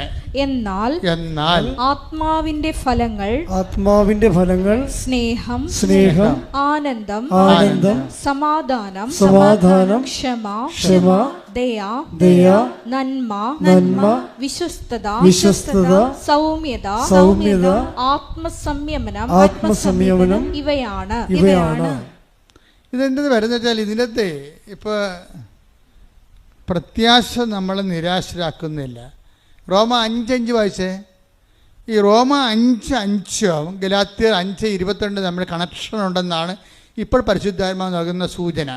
ഗലാത്യർ 5 റോമ 5:5 റോമ 5:5. പ്രത്യാശ നമ്മെ നിരാശരാക്കുന്നില്ല. ഒന്ന് പറഞ്ഞ പ്രത്യാശ നമ്മളെ നിരാശരാക്കുന്നില്ല. കാരണം നമുക്ക് നൽകപ്പെട്ടിരിക്കുന്ന പരിശുദ്ധാത്മാവിലൂടെ ദൈവത്തിന്റെ സ്നേഹം നമ്മുടെ ഹൃദയങ്ങളിലേക്ക് ചൊരിയപ്പെട്ടിരിക്കുന്നു. അപ്പോൾ പ്രത്യാശ ഉണ്ടെങ്കിൽ അതിൻ്റെ അർത്ഥം എന്താണ്? സ്നേഹം ചൊരിഞ്ഞു എന്നതിൻ്റെ അർത്ഥം ക്ലിയർ അല്ലേ? നമുക്ക് പ്രത്യാശ ഉണ്ടെങ്കിൽ സ്നേഹം നമ്മളിലേക്ക് ചുരിഞ്ഞു എന്ന അർത്ഥം. നമുക്ക് ദൈവസ്നേഹം വന്നു എന്ന് എങ്ങനെ അറിയാൻ പറ്റും? അച്ഛനും പറയും, എല്ലാവരും പറയും ദൈവസ്നേഹം. പക്ഷെ നമ്മളിലേക്ക് ദൈവസ്നേഹം വന്നുവെന്ന് എങ്ങനെ അറിയാൻ പറ്റുമെന്നാണ് ഇപ്പോൾ പരിശുദ്ധാത്മാവ് ഓൺലൈനിൽ പറയണത്. എന്താ പറയണത്? അതായത് ഒന്ന് റോമർ 5:5 വായിച്ച്. പ്രത്യാശ നമ്മെ നിരാശരാക്കുന്നില്ല. പ്രത്യാശ നമ്മളെ നിരാശരാക്കുന്നില്ല. കാരണം നമുക്ക് നൽകപ്പെട്ടിരിക്കുന്ന പരിശുദ്ധാത്മാവിലൂടെ ദൈവത്തിന്റെ സ്നേഹം നമ്മുടെ ഹൃദയങ്ങളിലേക്ക് ചൊരിയപ്പെട്ടിരിക്കുന്നു. അപ്പൊ നമ്മൾക്ക് ഒരു വിഷയത്തിൽ പ്രത്യാശ ഉണ്ടെന്ന് വെച്ചാൽ അതിന്റെ അർത്ഥം എന്താണ്? പരിശുദ്ധാത്മാവും നമ്മൾ നിറഞ്ഞുവെന്നതിൻ്റെ അർത്ഥം. നിറഞ്ഞിരിക്കുന്നു. പരിശുദ്ധാത്മാവിൻ്റെ ഫലം എന്താണ്? അത് സമാധാനമാണ്. ഈ പ്രത്യാശ എന്ന് പറയുന്നത് തന്നെയാണ് സമാധാനം. നമ്മൾ പരിശുദ്ധാത്മാവിൻ്റെ ഫലങ്ങൾ കണ്ടില്ലേ? പരിശുദ്ധാത്മാവ് വന്നപ്പോൾ ഉടനെ ഫലം വന്ന്. എന്താണത്? ഗലാത്യർ 5:22 വായിച്ചേ. ഗലാത്യ 5:22-23. ഗലാത്യർ 5:22-23. എന്നാൽ ആത്മാവിന്റെ ഫലങ്ങൾ സ്നേഹം, ആനന്ദം, സമാധാനം, ക്ഷമ. ഇത് കണ്ട, അതായത് സ്നേഹം, പറഞ്ഞേ, സ്നേഹം, ആനന്ദം, സമാധാനം, ക്ഷമ. ഈ സമാധാനവും ക്ഷമയും എന്തിനുള്ളതാണ്? അത് തന്നെയാണ് ഈ പ്രത്യാശയുടെ കടുപ്പിച്ചിരിക്കുന്ന മനോഗുണങ്ങളെന്ന് പറയണത്. അതായത് നമ്മൾക്കൊരു വിഷയത്തിൽ പ്രത്യാശ ഉണ്ടെങ്കിൽ നമുക്കെന്തുണ്ടാകും? സമാധാനം ഉണ്ടാകും. പ്രത്യാശ ഉണ്ടെങ്കിൽ നമുക്കെന്തുണ്ടാകും? സമാധാനം ഉണ്ടാകും. ഈ പ്രത്യാശ സമാധാനം ഉണ്ടാകുമ്പോഴേ സ്വാഭാവികമായിട്ട് നമുക്ക് സമാധാനം കഴിഞ്ഞുള്ള ഫലം എന്താണ്? ക്ഷമയാണ്. ക്ഷമ എന്താണ്? കാത്തിരിക്കുന്ന സ്നേഹമാണ് ക്ഷമ. ആരുടെ കാത്തിരിക്കുന്ന സ്നേഹം? ദൈവത്തിൻ്റെ സ്നേഹത്തെ കാത്തിരിക്കുന്നു. മനസ്സിലായില്ലേ? കാത്തിരിക്കുന്ന സ്നേഹത്തിനാണ് ക്ഷമയെന്ന് പറഞ്ഞാൽ. അല്ല ഗാന്ധിജി പറയുന്ന വെജിറ്റബിൾ കഴിക്കുന്ന ആൾക്കാരുടെ ക്ഷമയല്ല. ഇപ്പോൾ ഒരു സായിപ്പ് പുസ്തകം വായിച്ചുകൊണ്ടിരുന്നപ്പോൾ ഗാന്ധി വന്ന് സൗത്ത് ആഫ്രിക്കയിൽ ഗാന്ധിയുടെ കൂടെ ഇരുന്നെന്ന് പറഞ്ഞില്ലേ? അപ്പോൾ ഉടനെ വെള്ളക്കാരൻ്റെ കൂടെ കറുത്തവൻ ഇരുന്ന് കഴിഞ്ഞപ്പോൾ ഉടനെ അയാൾ അടിച്ചെന്ന് പറഞ്ഞ്. അപ്പോൾ അടിച്ചെന്ന് പറഞ്ഞപ്പോൾ ഗാന്ധി സൗമ്യമായെന്ന് പറഞ്ഞ്, ശാന്തമായെന്ന് പറഞ്ഞ്. അതൊരു ക്ഷമയാണ്. അതിന് വെജിറ്റബിൾ ക്ഷമയെന്ന് പറയും. എന്ന് വെച്ച് കഴിഞ്ഞാൽ പച്ചക്കറി മാത്രം കഴിച്ച് ജീവിക്കുന്നവർക്ക് സ്വാഭാവികമായിട്ട് ക്ഷമയുണ്ടാകും. പന്നി ഇറച്ചിയും പശു ഇറച്ചി കഴിക്കുന്നവർക്ക് ചൂടുണ്ടാകും. അത് നമ്മുടെ ബോഡിയും നമ്മൾ കഴിക്കുന്ന ആഹാരവും ശരീരത്തിൻ്റെ ചൂടും അവൻ്റെ പ്രവർത്തനങ്ങളും തമ്മിൽ വ്യത്യാസമുണ്ട്. ഇന്ത്യ ഓരോരുത്തർ യുദ്ധത്തിന് പോയിട്ടില്ലല്ലോ. അവരടുത്തും പോയാ? ഇന്ന് വരെ ഇന്ത്യക്കാരൻ യുദ്ധത്തിന് പോയിട്ടില്ല. നമ്മുടെ മേക്കെട്ട് കയറാൻ വന്നിട്ടേ ഉള്ളൂ. നമ്മളെന്താ യുദ്ധത്തിന് പോകാഞ്ഞത്? നമ്മുടെ സസ്യ ബുക്കുകളാണ്. ബേസിക്കായിട്ട് സസ്യ ബുക്കുകളാണ്. 5000 കുറച്ച് ചരിത്രം എടുത്താൽ ഓരോരുത്തരും പോയി ആക്രമിച്ച് ആരെങ്കിലും വന്നപ്പോൾ അളമുട്ടിയ തിരിഞ്ഞ് കടിക്കുമെന്ന് പറഞ്ഞാൽ നമ്മുടെ വായിക്കയറി പല്ലുണ്ടാന്ന് നോക്കിയപ്പോൾ കടിച്ചെന്നല്ലാതെ അങ്ങോട്ട് കയറി കാച്ചിട്ടില്ല. അപ്പം അങ്ങനെ സസ്യ ബുക്കുകൾക്ക് സ്വാഭാവികമായൊരു ക്ഷമ ഉണ്ടാകും. ആ ക്ഷമയല്ല പരിശുദ്ധാത്മാവിൻ്റെ ക്ഷമ. തെറ്റിദ്ധരിക്കരുത്. പരിശുദ്ധാത്മാവിൻ്റെ ക്ഷമയെന്ന് പറയണത് പച്ചയിറച്ചി കഴിച്ചാലും എന്താണ് കിട്ടണത്? ജീവിക്കാൻ പറ്റുമോ? ചൈനയിലെ ആൾക്കാർ പാമ്പ് തിന്നുന്നുണ്ട്, പട്ടിയെ തിന്നുന്ന ആൾക്കാർ വരെ ഉണ്ട്. അവിടെ അതേ കിട്ടത്തുള്ളൂ. പറഞ്ഞിട്ട് വല്ല കാര്യമുണ്ടോ? എന്താണ് കിട്ടണത് അത് തിന്ന് അവൻ ജീവിക്കുകയാണ് അവിടെ. അപ്പോൾ അതേസമയം തന്നെ ഈ ഭക്ഷണ കാര്യങ്ങളിൽ വരുന്ന ക്ഷമയെക്കുറിച്ചുള്ള പരിശുദ്ധാത്മാവ് പറയണത് ദൈവസ്നേഹം നിറയുമ്പോൾ ഇപ്പം ഈ ആംഗ്ലോ സാക്സൺസ് എന്ന് പറയുന്ന ഇംഗ്ലീഷുകാരൻ്റെ അവരുടെ വർഗം ഏതാണ്? ആംഗ്ലോ സാക്സൺസ് ആണ്. ഈ ആംഗ്ലോ സാക്സൺസ് ആരായിരുന്നു? കന്നിബാൽസ് ആയിരുന്നു. മനുഷ്യനെ തിന്നുന്ന, അങ്ങോട്ടും ഇങ്ങോട്ടും പിടിച്ചു തിന്നുന്ന ആൾക്കാരായിരുന്നു. ഒരു 10,000-10,000 കൊല്ലം മുമ്പ് അങ്ങോട്ടും ഇങ്ങോട്ടും പിടിച്ചു തിന്നുന്ന ആൾക്കാരായിരുന്നു ഇംഗ്ലീഷുകാർ. കന്നിബാൽസ് ആയിരുന്നു. പക്ഷേ ഈ കന്നിബാൽസിൽ നിന്നാണ് പിന്നീട് ഫാദർ ഡാമേനും മദർ തെരേസ ഒക്കെ ഉണ്ടാകണത്. അത് സുവിശേഷം ഉണ്ടാക്കിയാണ്, അല്ല പച്ചക്കറി നിന്നും ഉണ്ടാക്കിയതല്ല. പിടിയിട്ടില്ലേ? ഈ പരസ്പരം പിടിച്ചു തരുന്ന ഒരു ജനതയാണ് സുവിശേഷം, ബൈബിള്, ഫാദർ ഡാമേനെയും അതുപോലെ തന്നെ അസിസി പുണ്യാളനെയും അതുപോലെ തന്നെ മദർ തെരേസനെ ഉണ്ടാക്കിയിരിക്കുന്നത്. എന്ന് വെച്ച് നരഭോജികളെയാണ് അവസാനം നരന്മാർക്ക് വേണ്ടി ഭോജനമായി തീരുന്ന വ്യക്തികളായിട്ട് ബൈബിൾ കൺവേർട്ട് ചെയ്യണത്. ഇത് ഭക്ഷണപാനീയങ്ങൾ കൊണ്ടും അനുഷ്ഠാനക്രമങ്ങൾ ഉണ്ടാക്കിയതല്ല. പരിശുദ്ധാത്മാവ് നിറയുമ്പോൾ, ഒരു വ്യക്തിക്ക് നിറയുമ്പോൾ ഉണ്ടാകുന്ന വ്യത്യാസങ്ങളാണ് ഉണ്ടാകുന്നത്. ഇതിനെ നാഗാലാൻഡിലൊക്കെ നമ്മൾ ചെല്ലുമ്പോൾ കാണുന്നത് എന്താ? പണ്ടത്തെ നാഗാലാൻഡുമാരുടെ ചരിത്രം എന്താ? ഇപ്പോഴും ചിലരന്മാർ കണ്ട് നാഗൻസിൻ്റെ കഴുത്തിലൊക്കെ, പഴയ നാഗൻസിൻ്റെ കഴുത്തിലൊക്കെ 25 തലയോട് 35 തലയോടൊക്കെ മാല പോലെ കോർത്തിട്ടിരിക്കുകയാണ്. എന്താ കാര്യം? അവൻ എത്ര പേരെ കൊന്നിട്ടുണ്ടോ അതാണ് അവൻ്റെ ബലം. ഇപ്പം ഗുണ്ടകളൊക്കെ എന്ന് പറഞ്ഞാൽ എത്ര പേരെ തട്ടിയിട്ടുണ്ട്, അതല്ല അവരുടെ ബലം. അപ്പം അങ്ങനെയുള്ള നാഗന്മാരാണ് ഇന്ന് സുവിശേഷം സ്വീകരിച്ചിട്ട് സുവിശേഷ പ്രവർത്തനമായിട്ട് മാറണത്. എന്തിൻ്റെ ഗുണമാണത്? ഭക്ഷണത്തിൻ്റെ. ആ പഴയ ഭക്ഷണത്തിൻ്റെ അവരിപ്പോൾ പട്ടിയിറച്ചി ഇപ്പോൾ തിന്നുന്നുണ്ട്. പക്ഷെ ഭക്ഷണമല്ല ഇവിടുത്തെ പ്രശ്നം. എന്താ കാര്യം? അവർ ഭക്ഷിക്കാനുള്ള സംഭവം ഭക്ഷിച്ചു. എന്താണ്? കർത്താവിൻ്റെ ശരീരം യഥാർത്ഥ വചനം പഠിച്ചു കഴിയുമ്പോൾ പരിശുദ്ധാത്മാവ് ഇറങ്ങി വരും. വചനം നിങ്ങൾ പ്രാവർത്തികമാക്കി കഴിയുമ്പോൾ അത് ഭക്ഷിച്ചതിന് തുല്യമാണ്. അപ്പോഴെന്ത് ചെയ്യും? നിങ്ങൾ പരിശുദ്ധാത്മാവ് നിങ്ങളിലേക്ക് വരും. അപ്പോൾ നിങ്ങൾ എന്ത് പറ്റും? പരിശുദ്ധാത്മാവിൻ്റെ ഫലങ്ങളുണ്ടാകും. അതെന്താണ്? സമാധാനം, പിന്നെന്താണ്? ക്ഷമ എന്ന് വെച്ചാൽ കാത്തിരിക്കുന്ന സ്നേഹം. ആരുടെ സ്നേഹമാണ്? എൻ്റെ ദൈവത്തിൻ്റെ സ്നേഹം. എൻ്റെ ജീവിതത്തിൽ കർത്താവ് ഇടപെടാൻ പോകുന്നു. പക്ഷേ എൻ്റെ മക്കളെ, ഞാനൊരു കാര്യം നിങ്ങളോട് തുറന്ന് പറയണം കേട്ടോ. ഈ സ്നേഹം, ക്ഷമ അല്ലെങ്കിൽ സമാധാനം എന്ന് പറയണത് വരാൻ പോകുന്ന കാര്യങ്ങളെ കുറിച്ചുകൊണ്ട് പരിശുദ്ധാത്മാവ് നമുക്കൊരു നോട്ട് തരും. അങ്ങനെയാണ് നമുക്ക് സമാധാനം ഉണ്ടാകണത്. സുവിശേഷത്തെ സമാധാനം എന്ന് പറഞ്ഞാൽ അതാണ്. എന്ന് വെച്ചാൽ നമ്മൾ സുവിശേഷം ജീവിച്ച് കഴിയുമ്പോൾ, ദൈവത്തിൻ്റെ സ്നേഹത്തിൻ്റെ വക്താക്കളായി കഴിയുമ്പോൾ, പരിശുദ്ധാത്മാവ് വരാൻ പോകുന്ന കാര്യങ്ങളെക്കുറിച്ച് നമുക്കൊരു നോട്ട് തരും. അങ്ങനെയല്ല നമുക്ക് കാത്തിരിക്കുന്ന സ്നേഹമല്ലേ സമാധാനം. അപ്പോൾ നമുക്ക് സംഭവിക്കാൻ പോകുന്ന കാര്യങ്ങളെക്കുറിച്ച് നമ്മൾക്ക് പരിശുദ്ധാത്മാവ് ഒരു നോട്ട് തരുമ്പോൾ നമ്മൾ സമാധാനമായിട്ടിരിക്കും. അതുകൊണ്ടാണ് ഇസ്രായേൽക്കാർ അങ്ങോട്ടും ഇങ്ങോട്ടും കാണുമ്പോഴും, ചിലർ മുസ്ലിംസ് അങ്ങോട്ടും ഇങ്ങോട്ടും കാണുമ്പോഴൊക്കെ ഈ സലാമൊക്കെ പറയും, ഷാലോം എന്ന് പറയും. ഈശോ തന്നെ പ്രത്യക്ഷപ്പെട്ട് കഴിഞ്ഞപ്പോൾ അലക്കുസ്ലാമ എന്ന് പറയും. എന്താണ്? സമാധാനം എന്നാണ്. എന്ന് വെച്ചാൽ വരാൻ പോകുന്ന ഈ പരിശുദ്ധാത്മാവിനെ കാത്തിരിക്കുക എന്നതിൻ്റെ അർത്ഥം. അലക്കുസ്ലാമ, നിങ്ങൾക്ക് സമാധാനം എന്ന് വെച്ചാൽ എൻ്റെ അർത്ഥമാണ്. പിന്നെ എന്താ പറയുക? അലക്കുസ്ലാമ എന്ന് ഈശോ 7 പ്രാവശ്യം പറയും. 7 പ്രാവശ്യം പറഞ്ഞതിന് ശേഷം എന്താ പറയണത്? സ്ലാമ എന്ന് വെച്ച് കഴിഞ്ഞാൽ സമാധാനം, എന്ന് വെച്ച് കഴിഞ്ഞാൽ കാത്തിരിക്കുക, കാത്തിരിക്കുന്ന സ്നേഹം. ദൈവത്തിൻ്റെ പരിശുദ്ധാത്മാവ് നിങ്ങളിലേക്ക് വരാൻ പോകുന്നു. അപ്പോൾ സ്ലാമ എന്ന് ഈശോ പറഞ്ഞതിന് ശേഷമാണ് പറയണത്, ഞാൻ എൻ്റെ പിതാവിനോട് ചോദിക്കുകയും നിത്യം നിങ്ങളോടുകൂടി ആയിരിക്കുവാൻ മറ്റൊരാശ്വാസകനെ നിങ്ങൾക്ക് അയച്ചു തരികയും ചെയ്യും. ആശ്വാസകൻ എന്ത് ചെയ്യും? കർത്താവ് പറഞ്ഞിട്ടുണ്ട്, വരാൻ പോകുന്ന കാര്യങ്ങൾ നിങ്ങളോട് സംസാരിക്കും. Take the word of God. യോഹന്നാൻ 16:14. അവൻ സ്വമേധയാ ആയിരിക്കില്ല സംസാരിക്കുന്നത്. പറഞ്ഞ, അവൻ സ്വമേധയാ ആയിരിക്കില്ല സംസാരിക്കുന്നത്. അവൻ കേൾക്കുന്നത് മാത്രം സംസാരിക്കും. വരാനിരിക്കുന്ന കാര്യങ്ങൾ അവൻ നിങ്ങളെ അറിയിക്കും.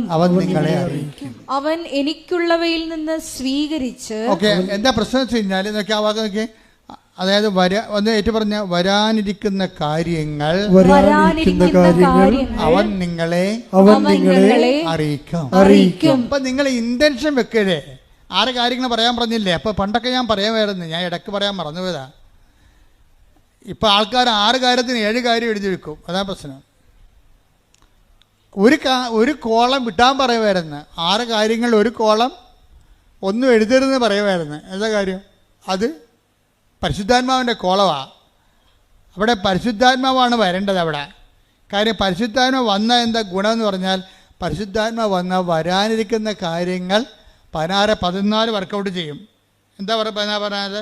വരാനിരിക്കുന്ന കാര്യങ്ങൾ. യോഹന്നാൻ 16:14 എന്താണത്? വരാനിരിക്കുന്ന കാര്യങ്ങൾ അവൻ നിങ്ങളെ അറിയിക്കും. നിങ്ങളൊന്ന് പറഞ്ഞ, വരാനിരിക്കുന്ന കാര്യങ്ങൾ അവൻ നിങ്ങളെ അറിയിക്കും. അപ്പോൾ വരാനിരിക്കുന്ന കാര്യങ്ങൾ എന്ന് പറയുമ്പോഴേ ഇപ്പം നമ്മൾ റെയിൽവേ സ്റ്റേഷനിലൊക്കെ നിൽക്കുമ്പോഴുണ്ടല്ലോ, ഇപ്പോൾ ചിലർ പറയും വണ്ടി താമസമാണ്, വണ്ടി ഇല്ല ഇന്ന് എന്നൊക്കെ പറയുമ്പോൾ ഈ ആൾക്കാർ അവിടെ നിൽക്കുമ്പോൾ ഈ കമ്പ്യൂട്ടറൊക്കെ നോക്കാൻ അറിയാൻ പാടില്ലാത്തവരാണെങ്കിൽ നമ്മൾ പ്രാന്ത് പിടിപ്പിക്കും. എന്താ കാര്യം? ഇന്ന് വണ്ടി ഇല്ലെന്നാണ് തോന്നുന്നത്, ആ വണ്ടി ഇല്ലെന്ന് തോന്നണം. അപ്പോഴാണ് കുറച്ച് കഴിയുമ്പോഴാണ് നമ്മൾ ആ കമ്പ്യൂട്ടറെ ആ വണ്ടിയുടെ നമ്പർ കുത്തി കഴിയുമ്പോഴാണ് ആ വണ്ടി നമുക്ക് ആലപ്പുഴ പോകേണ്ടതാണ്. ഇപ്പം നമ്മൾ തൃശ്ശൂർ നിൽക്കുകയാണ്, ആ വണ്ടി തൃശ്ശൂരിന് വടക്കാഞ്ചേരി എത്തിയെന്ന് കാണിക്കും അവിടെ. അപ്പോൾ വരാനിരിക്കുന്ന കാര്യങ്ങൾ അറിയുമ്പോൾ നമുക്ക് സമാധാനം കിട്ടത്തില്ലേ? ഇല്ലേ? തൃശ്ശൂർ വണ്ടി ഇല്ലെന്നൊക്കെ പറഞ്ഞപ്പോൾ പക്ഷേ വാച്ച് നോക്കി ഇനി അടുത്ത വണ്ടിക്ക് പോകണമല്ലോ, നടന്ന് പോകണ, ബസ്സിന് പോകണമെന്നൊക്കെ ചോദിച്ചാൽ നമുക്ക് സമാധാനം പോയിരിക്കുകയല്ലേ? അപ്പോഴാണ് കമ്പ്യൂട്ടറിൽ നമ്മൾ വണ്ടിയുടെ നമ്പർ അടിക്കണത്. അപ്പോൾ എന്താ പറയും? വടക്കാഞ്ചേരി എന്ന് കാണിക്കും. അപ്പോൾ തൃശ്ശൂർ നിൽക്കുന്ന പാർട്ടി കുഴപ്പമില്ല, ഇനിയിപ്പോൾ അരമണിക്കൂറിൽ വണ്ടി ഇവിടെ വരും. വരാതിരിക്കുമ്പോൾ അപ്പോൾ നമുക്ക് എന്താ സംഭവിച്ചത്? നമുക്ക് സമാധാനം കിട്ടി. അതാണ് ഈ പറയണത്. അപ്പോൾ സമാധാനവും പരിശുദ്ധാത്മാവും തമ്മിൽ ബന്ധമുണ്ട്. എങ്ങനെയുള്ള ബന്ധമാണ്? വരാൻ പോകുന്ന കാര്യങ്ങൾ അവൻ നിങ്ങളെ അറിയിക്കും. ഇപ്പം ക്ഷമയെന്ന് പറഞ്ഞാൽ എന്താണ്? കാത്തിരിക്കുന്ന സ്നേഹം. അപ്പം ക്ഷമയും സമാധാനവും ഒരു സംഭവം തന്നെയാണ്. രണ്ട് അനുഭവങ്ങളാണ്. എന്ന് വെച്ച് കഴിഞ്ഞാൽ ഒന്നിൻ്റെ അകത്ത് ഈ സമാധാനം കാത്തിരിക്കുന്ന സ്നേഹമാണ് സമാധാനമെങ്കിൽ ആ കാത്തിരിക്കാൻ വരുമ്പോൾ മനുഷ്യന് വരുന്നതാണ് ക്ഷമ കിടന്ന് പറഞ്ഞതിൽ ക്ഷമക്കൊരു കുഴപ്പമുള്ളത്, പെട്ടെന്ന് ഈ സാധനം കാറ്റ് വരുമ്പോൾ കെട്ടുപോകും. വിളക്കിന് പിടിക്കണ പോലെ വിളക്ക് കത്തിച്ചാൽ നമ്മളെന്ത് ചെയ്യും? കാറ്റുണ്ടെങ്കിൽ കൈ പിടിക്കും, ഇല്ലേ? ഈ കൈ പിടിക്കുന്ന പരിപാടിക്കാണ് ക്ഷമ, സഹിക്കുന്ന സ്നേഹമെന്ന് പറയണത്. ക്ഷമയെന്ന് പറഞ്ഞാൽ എന്താണ്? സഹിക്കുന്ന സ്നേഹമാണ്. കാത്തിരിക്കുന്ന സ്നേഹം തന്നെയാണ്, പക്ഷേ അതിൻ്റെ അകത്ത് കാത്തിരിക്കുന്ന സ്നേഹം സമാധാനമാണ്, സഹിക്കുന്ന സ്നേഹം ക്ഷമയാണ്. അപ്പോൾ ഈ കാത്തിരിക്കുന്ന സ്നേഹത്തിന് ചില സമയത്ത് ഇത്തിരി നീട്ടം കൂടിപ്പോയി കഴിഞ്ഞാൽ നമുക്കൊരു ക്ഷമകേട് വരും. ആ ക്ഷമകേട് വരാൻ വേണ്ടി എന്ത് ചെയ്യും? നമ്മൾ ക്രിസ്തുവിൻ്റെ നാമത്തിലേക്ക് നമ്മുടെ ക്ഷമകേട് നമ്മൾ അക്കൗണ്ട് ചെയ്യും. കർത്താവേ, നിൻ്റെ നാമത്തിൽ ഞാൻ ഇവിടെ ഇരുന്നൊരു കൊന്തയില്ലോ, നല്ല കാര്യം, ഇനി കൊന്തയില്ല, ഒരു സമയം കിട്ടിയല്ലോ, നന്ദി. കണ്ട ക്ഷമ വരെ കണ്ടില്ലേ? അല്ലെങ്കിൽ നമ്മൾ വാച്ച് നോക്കിയിരിക്കും. അല്ലെന്നുണ്ടെങ്കിൽ നമുക്ക് ക്ഷമയുള്ളവരാണെങ്കിൽ, കർത്താവിൻ്റെ ക്ഷമ പരിശുദ്ധാവിൻ്റെ ഫലമുള്ളവരാണെങ്കിൽ നമ്മൾ അവിടെ നിന്ന് ജപമാല ചെല്ലും. നമ്മളെന്ത് ചെയ്യും? എന്നിട്ട് നമ്മളോട് ഈ എവിടെയെല്ലാം കർത്താവിന് കാലുകുത്താൻ പറ്റണില്ല ആ രാജ്യങ്ങളെല്ലാം നമ്മളെ സമർപ്പിച്ച് പ്രാർത്ഥിക്കും. നോക്കിയേ, അപ്പോഴേ വണ്ടി വരുമ്പോഴും നമ്മൾ കയറത്തില്ല. കർത്താവേ, കൊന്ത 4ാമത്തെ കേസം വരെ എത്തിയുള്ളൂ, ഒരു കേസം കൂടി കഴിഞ്ഞിട്ട് കൊന്ത വണ്ടി വന്നാൽ ഇപ്പോൾ എന്താ പറ്റി? ആളെൻ്റെ മാറ്റം കണ്ട. നമ്മൾ 4 രഹസ്യം ചെല്ലിയപ്പോൾ വണ്ടി വന്ന്, അപ്പോൾ നമ്മൾ കരയേക്കാം, അകത്തിരുന്ന് ചെല്ലേക്കാം, അകത്തിരുന്ന് ചെല്ലേക്കാം എന്ന് വിചാരിക്കും. എന്താ കാര്യം?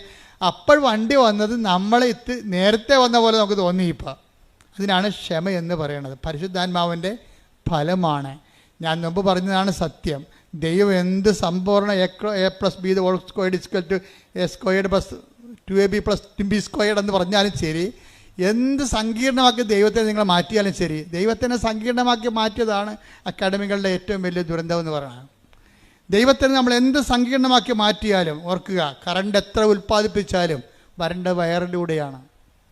വരേണ്ടത് ദൈവം എത്ര പവർഫുൾ ആണെന്ന് പറഞ്ഞാലും, ഓംനിപ്പൊട്ടൻ്റാണ്, ഓംനിഷ്യൻ്റ് ആണെന്നൊക്കെ പറഞ്ഞാലും, ഇനി അത് എക്സ്പ്ലെയിൻ ചെയ്ത് നിന്നാൽ പോലും ഇത് നമ്മളുമായിട്ട് കമ്മ്യൂണിക്കേറ്റ് ചെയ്യേണ്ടത് വയറിലൂടെയാണ്, പ്രാർത്ഥനയിലൂടെയാണ്, ദൈവസ്നേഹത്തിൻ്റെ പ്രവർത്തനങ്ങളിലൂടെയാണ്.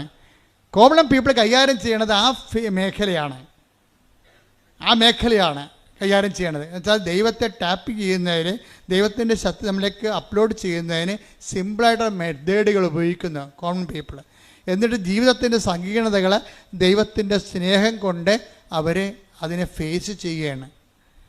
ദൈവമാണെങ്കിൽ ഇതിനു വേണ്ടി അങ്ങോട്ട് ഇരിക്കുകയാണ്.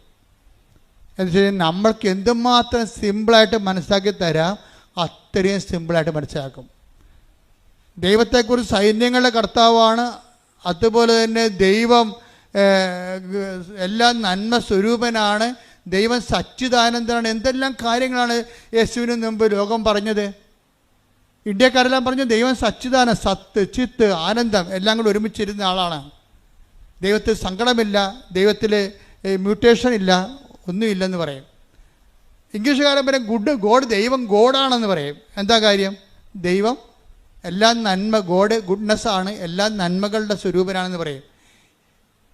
യഹൂദൻ പറയും ദൈവം സൈന്യങ്ങളുടെ കർത്താവാണ്, ഞങ്ങൾക്ക് ആൾക്കാർ കുറവാണ്, ഞങ്ങൾ കുറച്ച് ആൾക്കാർ, ഇപ്പോഴും 1 കോടി ആൾക്കാരുള്ളൂ, ഞങ്ങൾക്ക് വേണ്ട സൈന്യമാണ്, അപ്പം ഞങ്ങളുടെ സൈന്യം ദൈവമാണ്. അതുകൊണ്ട് എപ്പോഴും പറയും കർത്താവേ സൈന്യങ്ങളുടെ കർത്താവേ, അങ്ങനെ വാസസ്ഥലം എത്ര മനോഹരം എന്ന് പറയും. അവർ സൈന്യങ്ങളുടെ കർത്താവാണ്. ഈശോ വന്നപ്പോൾ പറഞ്ഞു സൈന്യങ്ങളുടെ കർത്താവ് അല്ലെന്ന് ഈശോ പറഞ്ഞില്ല. പറഞ്ഞോ? ഗുഡ്നെസ് അല്ലെന്ന് ഈശോ പറഞ്ഞാ? അല്ല. സച്ചിദാനന്ദ അല്ലെന്ന് ഈശോ പറഞ്ഞില്ല. ഇതൊന്നും നിഷേധിച്ചില്ല. പൂർവ്വകാലങ്ങളിൽ take the word of God, ഹെബ്രായർ 1:1. പൂർവ്വകാലങ്ങളിൽ പ്രവാചകന്മാർ വഴി വിവിധ ഘട്ടങ്ങളിലും വിവിധ രീതികളിലും ദൈവം നമ്മുടെ പിതാക്കന്മാരോട് സംസാരിച്ചിട്ടുണ്ട്. അപ്പൊ ഇവിടെ നിൽക്കുന്ന, അതായത് വിശ്വാമിത്രനായാലും ശരി, ഏത് മഹർഷിയായാലും ശരി, അതുപോലെ തന്നെ മുഹമ്മദ് നബി ആയാലും ശരി, മോശയായാലും ശരി, ഏത് മതസ്ഥാപകനായാലും ശരി ബൈബിൾ കാണുന്നത് പ്രവാചകനായിട്ടാണ് കാണുന്നത്. ഒള്ളി പ്രവാചകൻ. എങ്ങനെ പല ഘട്ടങ്ങളിൽ ദൈവം തൻ്റെ ജനങ്ങളോട് വിവിധ കാലങ്ങളിൽ സംസാരിച്ചിട്ടുണ്ട്.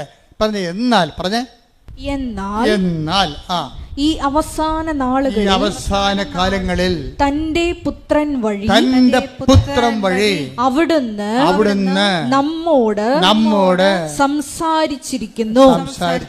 എന്താണ് സംസാരിച്ചത്? ദൈവം ആരാണെന്ന് പറഞ്ഞത്? ഫാദർ. അതാണ് വിഷയം. എല്ലാം മറന്നു കണ്ട, എല്ലാം റൈറ്റ് ഓഫ് ചെയ്തിട്ട് ദൈവത്തിന് ഒറ്റ ഹെഡിങ് കൊടുത്ത്. എന്താണ്? ഫാദർ. പ്രാർത്ഥിക്കാൻ പറയുമ്പോൾ പറയും, കർത്താവേ ഞങ്ങൾക്ക് ദൈവത്തോട് പ്രാർത്ഥിക്കണം. അപ്പോൾ പറയും, പ്രാർത്ഥിക്കുമ്പോൾ ഇങ്ങനെ പ്രാർത്ഥിക്കുക, സ്വർഗ്ഗസ്ഥനായ ഞങ്ങളുടെ പിതാവേ. ആർക്കും പ്രാർത്ഥിക്കാൻ പറ്റുന്നതാണ്. അപ്പോൾ ദൈവം പിതാവാണെന്ന് പറയുമ്പോഴേ എന്ത് പിതാവാണ്? തൻ്റെ ഏകജാതിനെ നൽകാൻ തക്ക വിധം അത്രമാത്രം നമ്മളെ സ്നേഹിക്കുന്ന യേശുക്രിസ്തുവിന്റെ പിതാവാണ്. കൈയടിക്കട്ടെ, ശ്രദ്ധിക്കട്ടെ.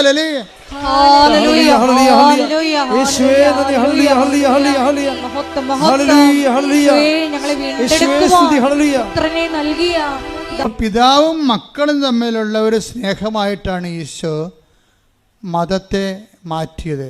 നമ്മുടെ ബന്ധം, മതം എന്ന് പറയുന്നത് എന്താണ്? റിലേഷൻ, ബന്ധം. മതമൊന്നും വിളിക്കേണ്ട കാര്യമില്ല, റിലേഷൻ. നമ്മൾ തമ്മിലുള്ള ദൈവമായിട്ടുള്ള റിലേഷനെ ദൈവം എങ്ങനെയാണ് മാറ്റിയിരിക്കുന്നത്? പിതാവും മക്കളും തമ്മിലുള്ള ബന്ധമായിട്ട് മാറ്റി. ആ ബന്ധമാണ് റിലേഷൻ. അതാണ് മതം എന്ന് പറയുന്നത്. അപ്പോൾ ഈ ബന്ധമെന്ന് പറയുമ്പോൾ ആ ബന്ധത്തിൽ എന്താണ്? ആ ബന്ധത്തിൽ ഉരുത്തിരിഞ്ഞതാണ് ക്ഷമ. എന്താണ്? സഹിക്കുന്ന സ്നേഹം. പിന്നെ എന്താണ്? സമാധാനം, കാത്തിരിക്കുന്ന സ്നേഹം. കാത്തിരിപ്പിന് ഇത്തിരി ദൈർഘ്യം കൂടിക്കഴിഞ്ഞാൽ നമ്മൾക്ക് പിതാവിനുള്ള സ്നേഹം വെച്ചുകൊണ്ട് ആ കാത്തിരിപ്പിൻ്റെ ഒരു വിരസത നമ്മൾ അഡ്ജസ്റ്റ് ചെയ്യും. എന്താണ്? ക്ഷമ. ഇതെല്ലാം എന്താണ്? ക്ഷമയും സമാധാനം എന്തിൻ്റെതാണ്? പരിശുദ്ധാത്മാവിൻ്റെ ഫലങ്ങളാണ്. ഇതാണ് പരിശുദ്ധാത്മാവിനെ നമ്മുടെ ആധ്യാത്മിക ജീവിതത്തിലെ മാറ്റി നിർത്തിക്കൊണ്ട് ദൈവാനുഭവം സാധ്യമല്ലാത്തത്. എല്ലാ ഘട്ടങ്ങളിലും പരിശുദ്ധാത്മാവ് വേണം. അതുകൊണ്ട് തന്നെ നിങ്ങൾ ഉടമ്പടിയിൽ എഴുതുമ്പോൾ ഒന്നാം ഘട്ടം അല്ലെങ്കിൽ അവസാന ഘട്ടത്തിൽ എൻ്റെ ഒരു നിയോഗം എന്താണ്? പരിശുദ്ധാത്മാവെന്ന് എഴുതണം. എന്താ കാര്യം?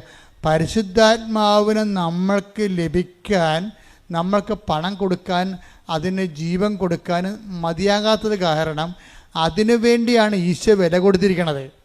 നമ്മളെപ്പോഴും പറയും പാപത്തിന് പരിഹാരമായിട്ടാണെന്ന്. അന്നത്തെ മനുഷ്യന്, ക്രിസ്തുവിന് മുമ്പുള്ള മനുഷ്യന്, യെശയ്യായ്ക്കൊക്കെ അത്രയുമേ വെളിപാട് അവർക്ക് അനുവദിച്ചുള്ളൂ. അവർക്ക് കിട്ടിയ അനുവദിച്ച് കിട്ടിയ വെളിപാട് അവർ പറഞ്ഞിട്ടുണ്ട്. പക്ഷേ ബാക്കിയുള്ളവർക്ക്, ക്രിസ്തുവിന് ശേഷം വന്നവർക്ക് കൂടുതൽ വെളിപാട് കിട്ടി. അതാണ് പരിശുദ്ധാത്മാവ് അവർ കൂടി സംസാരിക്കണത്. പക്ഷെ ഇത് ആദ്യം സംസാരിച്ച ആരോടാണ്? അമ്മയോടാണ് സംസാരിച്ചത്. പരിശുദ്ധാത്മാവെന്ന് പറയുന്ന ആദ്യ വാക്ക് ദൈവം സംസാരിക്കണ ആരോടാണ്? വെളിപാട് കൊടുക്കുന്ന ആർക്കാണ്? ഇതെങ്ങനെ സംഭവിക്കുമെന്ന് ചോദിക്കുമ്പോൾ എന്ത് പറയും? പരിശുദ്ധാത്മാവ് വേണ്ട, രംഗപ്രവേശനം ചെയ്യണം. കണ്ട ആരോടാണ്? ഫസ്റ്റ് കൈനീട്ടം പോലെ പരിശുദ്ധാത്മാവിനെ കൊടുക്കുന്ന ആർക്കാണ്? പരിശുദ്ധാത്മാവ് നിന്റെ മേൽ വരും എന്ന് പറഞ്ഞേ.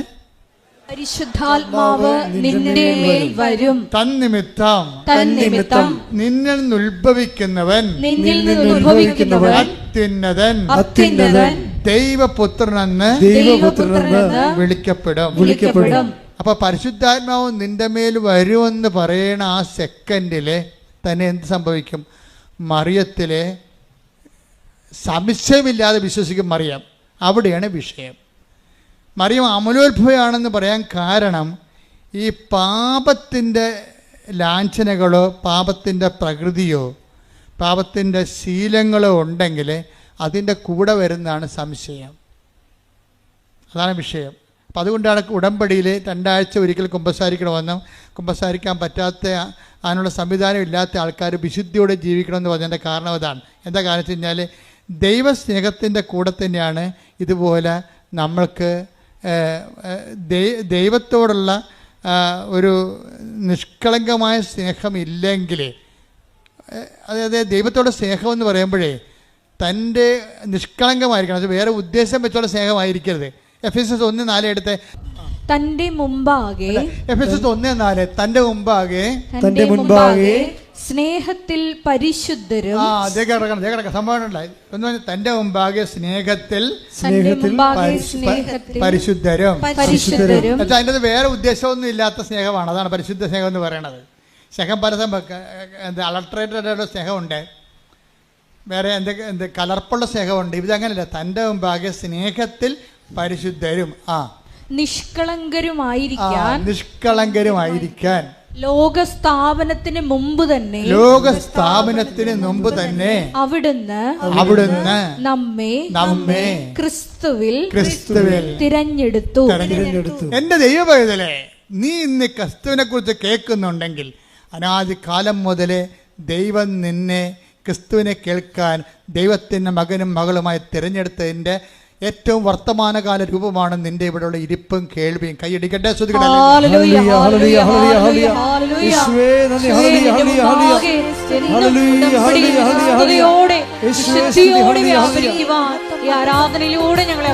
ഒരുമിച്ച് പാടുക.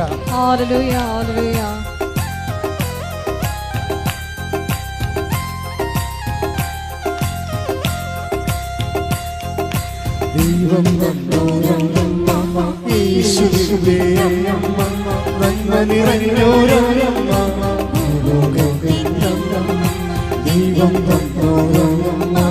യേശുവേ നന്മ നിറഞ്ഞോരമ്മ, അമ്മേ ആശ്രയമേ, അമ്മേ ശാശ്വതമേ, അമ്മേ ആശ്രയമേ, അമ്മേ ശാശ്വതമേ, മക്കളാ ആനന്ദമേ, മക്കളാ ആനന്ദമേ, ദൈവം യേശുവേ നന്മ നിറഞ്ഞോരമ്മ. പരിശുദ്ധ പരമ ദിവ്യകാരുണ്യത്തിന് ആരാധനയും സ്തുതിയും പുകഴ്ചയും ഉണ്ടായിരിക്കട്ടെ. ഇപ്പോഴെന്താ വരണം നോക്കിയേ, ദൈവസ്നേഹം കൂടുമ്പോൾ എന്ത് പറ്റും? സംശയം കുറഞ്ഞു വരും. ദൈവസ്നേഹം കൂടുമ്പോഴേ സംശയം കുറഞ്ഞു വരും. അപ്പോൾ നമ്മൾ ഉടമ്പടി ചെയ്യുന്ന പ്രവർത്തനങ്ങൾ ദൈവസ്നേഹം ലക്ഷ്യം വെച്ചാൽ ചെയ്യേണ്ടത്. അല്ലാതെ ഇനി എത്ര പത്രമുണ്ട് ആർക്ക് കൊടുക്കുമെന്നല്ല ചിന്തിക്കേണ്ടത്. ഇനി എത്ര പത്രമുണ്ട് ആർക്ക് കൊടുക്കും ദൈവമേ, അവർ വല്ലതും പറയുക, പത്രം കൊടുക്കുമ്പോൾ അവർ വല്ലതും പറയട്ടെ, നമ്മുടെ തന്തക്ക് തന്നെ വിളിക്കട്ടെ. അതിന് തന്ത ഉണ്ടല്ല, അപ്പം വിളിക്കും നമ്മളെ. തീർച്ചയായിട്ടും ഉണ്ട, ഇല്ലാത്തതൊന്നും വിളിക്കാൻ പറ്റത്തില്ല. അപ്പം നമ്മളെ കർത്താവിനെ പ്രതി അങ്ങനെ ഒന്ന് കേൾക്കുമ്പോൾ ദൈവസ്നേഹം കൂടത്തില്ലേ? അപ്പം ദൈവസ്നേഹം കൂടത്തില്ലേ? അപ്പം നമുക്ക് സന്തോഷം തോന്നില്ലേ? എന്താണ് എൻ്റെ സ്നേഹം കൂടി, കർത്താവിന് വേണ്ടി ഞാൻ അത്രയും സഹിച്ചു. അപ്പം എന്ത് രസമാണ്. അപ്പം അതുകൊണ്ട് ഈ ദൈവസ്നേഹം കൂടുന്നതനുസരിച്ച് എന്ത് പറ്റുമെന്നറിയാമോ? അതായത് സംശയം കുറയുകയും ചെയ്യും.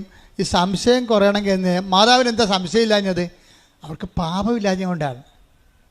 മാതാവിന് സംശയമില്ലാത്തതിൻ്റെ പറഞ്ഞ കാര്യമുണ്ട്. നമ്മുടെ വിശുദ്ധിയും ദൈവസ്നേഹവും നമ്മുടെ സംശയവും തമ്മിൽ കണക്റ്റഡാണ്. ശരിക്കും നമ്മുടെ കിഡ്നി ഹാർട്ട് നമ്മൾ കണക്ട് ചെയ്തിരിക്കണമല്ലേ. കിഡ്നിക്ക് എന്തെങ്കിലും പ്രശ്നം ഉണ്ടായാൽ ഇന്നല്ലെങ്കിൽ നാളെ ഹാർട്ടിൻ്റെ പ്രശ്നം ഉണ്ടാവും. അത് തന്നെ കാര്യം. അതങ്ങോട്ടും ഇങ്ങോട്ടും പ്രഷർ ബേസ്ഡ് അടിച്ചിരിക്കുക. കിഡ്നിയും ഹാർട്ടും പ്രഷറിൻ്റെ ഒരു അത് കൂടുകയോ കുറയുകയോ ചെയ്യുന്നതിൽ ഇവരെ ഈ രണ്ട് ഫാക്കൽറ്റിനും ബാധിക്കും എന്ന് പറഞ്ഞപ്പോൾ തന്നെയാണ് ദൈവസ്നേഹത്തിൻ്റെ പ്രശ്നം. ദൈവസ്നേഹം കൂടുകയാണെങ്കിൽ സംശയം കുറയും. സംശയം കുറയുകയാണെങ്കിൽ എന്ത് പറ്റും? വിശ്വാസം കൂടി വരും. ഇതെല്ലാം ഇൻ്റർകണക്റ്റഡാണ്. അപ്പം നമ്മൾ വിശ്വാസത്തിന് കൊണ്ടുപോയല്ല വളം വെക്കേണ്ടത്. പിന്നെ എന്താണ്? ദൈവസ്നേഹത്തിന് വളം കൊടുക്കണം. ദൈവസ്നേഹം എന്ന് പറയുന്നത് എന്താണ്? പരിശുദ്ധാത്മാവിൻ്റെ ഫലമാണ്. 5:22 പരിശുദ്ധാത്മാവിൻ്റെ ഫലങ്ങൾ എന്താണ്? സ്നേഹം, ക്ഷമ, സമാധാനം, അങ്ങനെ പോകുന്നത്. അപ്പം പരിശുദ്ധാത്മാവിൻ്റെ ഫലങ്ങളാണ്. ഇപ്പോഴെന്താണ് ഇപ്പം മാതാവിനോട് പറയുമ്പോൾ അതായത് ഇതെങ്ങനെ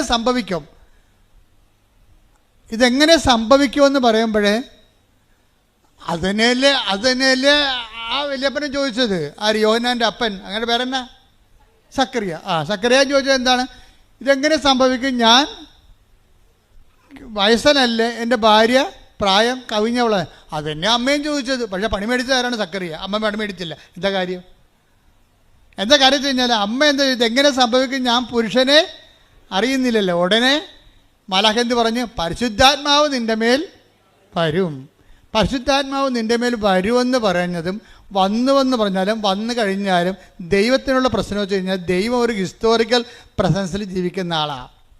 നമ്മളെ സംബന്ധിച്ചുള്ള ഭൂതമുണ്ട്, വർത്തമാനമുണ്ട്, ഇല്ലേ? ദൈവത്തിന് ഈ പറഞ്ഞ സംഭവം ഒന്നുമില്ല. ദൈവം തന്നാൽ താനായിരിക്കുന്നു, അനാദിയായിരിക്കുന്നു, ആദികാരണനായിരിക്കുന്നു. കണ്ട അപ്പോൾ പോക്കണ്ടില്ലേ? ദൈവത്തിന് കാരണം പോലും ഇല്ല. അപ്പോൾ ദൈവത്തിന് കാലവുമില്ല, കാരണവുമില്ല.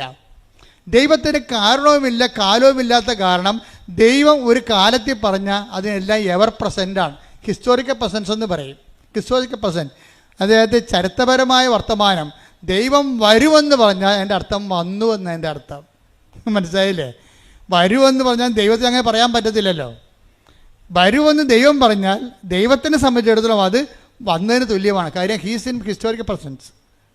ഇതുപോലെ തന്നെ അമ്മ എന്ത് ചെയ്ത് പരിശുദ്ധാത്മാവ് നിൻ്റെ മേൽ വരുമെന്ന് പറഞ്ഞ ഓട്ടം ആ ടൈമിൻ്റെ ആ ഇപ്സഫാത്തോ ആ ബൈ ടൈം ആ സെറ്റ് ടൈമിൽ തന്നെ ശരിക്കും പരിശുദ്ധാത്മാവിൽ അമ്മ നിറഞ്ഞു. പരിശുദ്ധാത്മാവിൽ അമ്മ നിറഞ്ഞപ്പോൾ എന്താ അമ്മ പറഞ്ഞത്? ഇതാ കർത്താവിൻ്റെ ദാസി. കണ്ട ഉണപ്പൊക്കണ്ട. അതായത് എന്തുമാത്രം പാപം കുറഞ്ഞിരിക്കുന്നുവോ അത്തരം വെളിപാടുകളെ സ്വീകരിക്കാനും സംശയം കുറയാനും കൃപയും നിറയാനും ഇടയാകും. അപ്പം നമ്മൾ കൃപാസനം പാപത്തെ ഇങ്ങനെ പരിശുദ്ധാത്മ കിട്ടാനുള്ള ഇടപാടായിട്ട് ഇങ്ങനെ എണ്ണി പെരുക്കി അങ്ങനെ ഞാൻ പ്രസംഗിക്കാറില്ല. ഇത് ഉടമ്പടിയുമായിട്ട് ബന്ധപ്പെട്ട് ആധ്യാത്മ ജീവിതം പരിപോഷിപ്പിക്കുന്നതിൻ്റെ ആവശ്യത്തിലേക്കായിട്ട് ഞാൻ ദൈവസ്നേഹത്തിന് പ്രാധാന്യം കൊടുത്താണ് സംസാരിക്കണത്. ദൈവസ്നേഹത്തിന് പ്രാധാന്യം കൊടുത്ത് സംസാരിക്കുമ്പോൾ പരിശുദ്ധാത്മാവിൻ്റെ ഒന്നാമത്തെ ബലം സ്നേഹമാണ്. ദൈവസ്നേഹത്തെ പരിശുദ്ധാത്മാവിൻ്റെ ഫലമായിട്ട് അവതരിപ്പിക്കുമ്പോൾ സ്വാഭാവികമായിട്ടും പരിശുദ്ധാത്മാവിന് പ്രാധാന്യമുള്ളത് കാരണം എന്ത് പറ്റും? പാപം. അതാണ് ഇതെങ്ങനെ സംഭവിക്കും, ഞാൻ പുരുഷനെ അറിയുന്നില്ലെന്ന് പറയുമ്പോൾ അമ്മയ്ക്ക് പെട്ടെന്ന് മനസ്സിലാകും എന്താണ് പരിശുദ്ധാത്മാവ് നിൻ്റെ മേൽ വരുമെന്ന് പറയും അല്ലേ? പരിശുദ്ധാത്മാവ് നിൻ്റെ മേൽ വരുമെന്ന് പറയുമ്പോൾ അമ്മയെ സംബന്ധിച്ചിടത്തോളം ഒരു കൺഫ്യൂഷനുമില്ല. അമ്മയ്ക്ക് പരിശുദ്ധാത്മാവ് ജ്ഞാനം കൊടുത്തിട്ട് പറയും, മേരി ഇന്ന് വരെ പറഞ്ഞതെല്ലാം കർത്താവിൻ്റെ ആത്മാവ് ദൈവത്തിൻ്റെ ആത്മാവെന്ന് പറയും. നിന്നോടാണ് ആദ്യമായിട്ട് ഈ വെളിപാട് പറയണത്.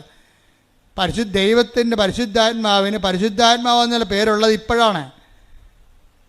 പണ്ട് ആദി ദൈവം ആകാശം ഭൂമിയിൽ സൃഷ്ടിച്ചു, ഭൂമി രൂപരഹിതമായിരുന്നു, ആഴത്തിന് മീതെ അന്ധകാരം വ്യാപിച്ചിരുന്നു, അന്ധകാരത്തിന് ജലപ്പരപ്പിലൂടെ ദൈവത്തിൻ്റെ ആത്മാവ്. പരിശുദ്ധാത്മാവല്ലേ? ആണ്. പക്ഷെ അവിടെ വിളിക്കണത് എന്താണ്? ദൈവത്തിൻ്റെ ആത്മാവ്. എസെക്കിയേൽ 37 വിളിക്കണത് എന്താണ്?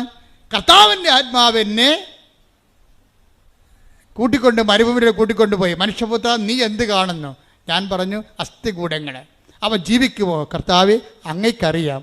അവിടെ എന്താണ്? കർത്താവിൻ്റെ ആത്മാവാണ്. അപ്പോൾ ദൈവത്തിൻ്റെ ആത്മാവ്, കർത്താവിൻ്റെ ആത്മാവ്. മറിയത്തോട് പറയുമ്പോഴാരും പരിശുദ്ധാത്മാവെന്ന് പറയും. പരിശുദ്ധാത്മാവ് എന്താ കാര്യം? അടി തുടങ്ങാൻ പോകണമെന്നതിൻ്റെ അർത്ഥം ആർക്കാ മനസ്സിലാകാത്തത്? മനസ്സിലാകുന്നതിന് ശരിക്കും മനസ്സിലായിട്ടുണ്ട്. അടി തുടങ്ങാൻ പോകണം. എന്താണ്? നിനക്ക് സ്ത്രീക്കും തമ്മിലും നിൻ്റെ സന്തതിക്കും സ്ത്രീയുടെ സന്തതിക്കും തമ്മിലും ഞാൻ ശത്രുത ഉളവാക്കും. അശുദ്ധാത്മാവിൻ്റെ അവതാരമായിട്ടല്ല മറ്റേ പാപരൂപം വരണതേ. അപ്പോൾ പാപത്തിന് പരിഹാരം ചെയ്യാൻ ക്രിസ്തുവിനെ മനുഷ്യാവതാരത്തിലൂടെ വചനം മാംസമാകുന്ന ആ സ്വർഗീയ പ്രക്രിയയിൽ യുദ്ധം പ്രഖ്യാപിക്കുകയാണ്. നിനക്കും സ്ത്രീക്കും തമ്മിൽ ഉൽപ്പത്തി 3:15 വർക്കൗട്ട് ചെയ്യും. എന്താ കാര്യം? ഇനി അശുദ്ധാത്മാവിനെ മുൻനിർത്തിക്കൊണ്ടാണ് പരിശുദ്ധാത്മാവെന്ന് പറയണത്. അശുദ്ധാത്മാവുണ്ട്, അതുമായിട്ടാണ് ഇനി യുദ്ധം വരാൻ പോണത്. അതിനെ മറിയത്തെ തന്നെ എക്വിപ്പ് ചെയ്യാണ്. മറിയത്തിലൂടെ ജനിക്കുന്നവനാണ് അവൻ്റെ തലയെ തകർക്കാൻ പോണത്. ശ്രുതികട ഹല്ലേലൂയ.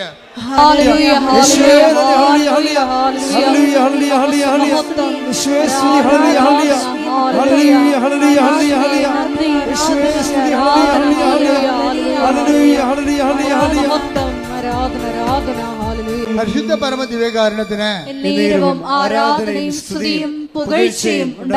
പരിശുദ്ധാത്മാവ് എന്ന് പറയുമ്പോൾ ദൈവസ്നേഹം കൂടാം. ദൈവസ്നേഹം കൂടുമ്പോൾ എന്ത് പറ്റും? സംശയം കുറയും അല്ലേ? ഇങ്ങനെ വരണം. അപ്പോൾ വിശ്വാസം വർദ്ധിക്കും.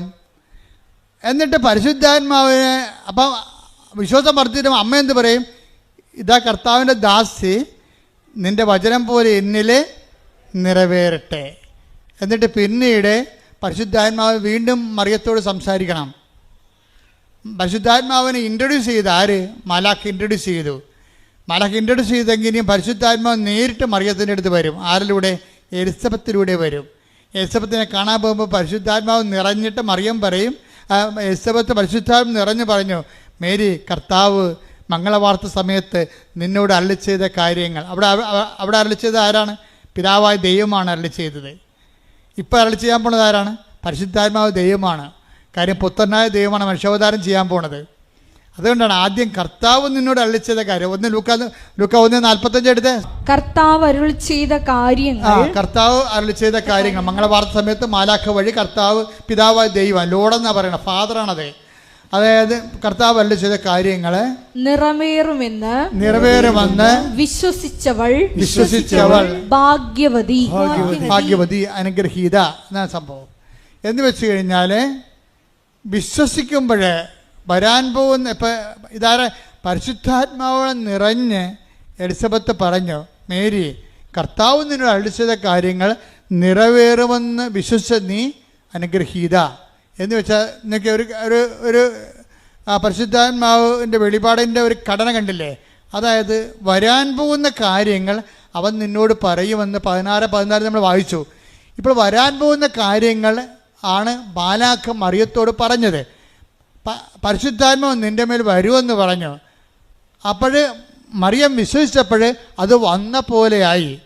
അത് തന്നെയാണ് എലിസബത്തിലൂടെ പരിശുദ്ധാത്മാവ് അതിന് കൺകറൻസ് കൊടുക്കുന്നത്. എന്താണ്? മേരി, നീ വിശ്വസിച്ചു, വരാൻ പോകുന്നെന്ന് ഞാൻ പറഞ്ഞു, അപ്പം നീ വന്നതുപോലെ വിശ്വസിച്ചു, അപ്പം നീ അനുഗ്രഹീതയാണെന്ന്. അതാ അനുഗ്രഹീത. അതായത് വരാൻ പോകുന്ന കാര്യങ്ങളെ പരിശുദ്ധാത്മാവ് നിറവോടുകൂടി വന്നതുപോലെ അനുഭവിച്ചാൽ വരാൻ പോകുന്ന വിഷയത്തിന്റെ മേൽ നമുക്ക് അവകാശം അനുഗ്രഹം പ്രാപിക്കാം. കൈയടിച്ച് ശ്രദ്ധിക്കട്ടെ. ഹല്ലേലൂയ, ഹല്ലേലൂയ, ഹല്ലേലൂയ, ഹല്ലേലൂയ, ഹല്ലേലൂയ. ആത്മാവേ, പരിശുദ്ധാത്മാവേ, ഹല്ലേലൂയ, ഹല്ലേലൂയ, ഹല്ലേലൂയ, ഹല്ലേലൂയ. ശുദ്ധ പരമദിവ്യകാരുണ്യത്തിന് എന്നേരവും ആരാധനയും സ്തുതിയും പുകഴ്ചയും ഉണ്ടായിരിക്കട്ടെ. നമ്മൾ എന്ത് അവസ്ഥയിലാണെങ്കിലും ഉടമ്പടി എടുത്ത ചില ആൾക്കാർ ഉടമ്പടി എടുക്കാമെന്ന് തീരുമാനിക്കുമ്പോൾ തന്നെ എന്തുകൊണ്ട് അവർക്ക് ഹീലിംഗും അടയാളങ്ങളും ധൈര്യവും സമാധാനവും ക്ഷമയും കിട്ടണത്? എന്തുകൊണ്ടാണ്?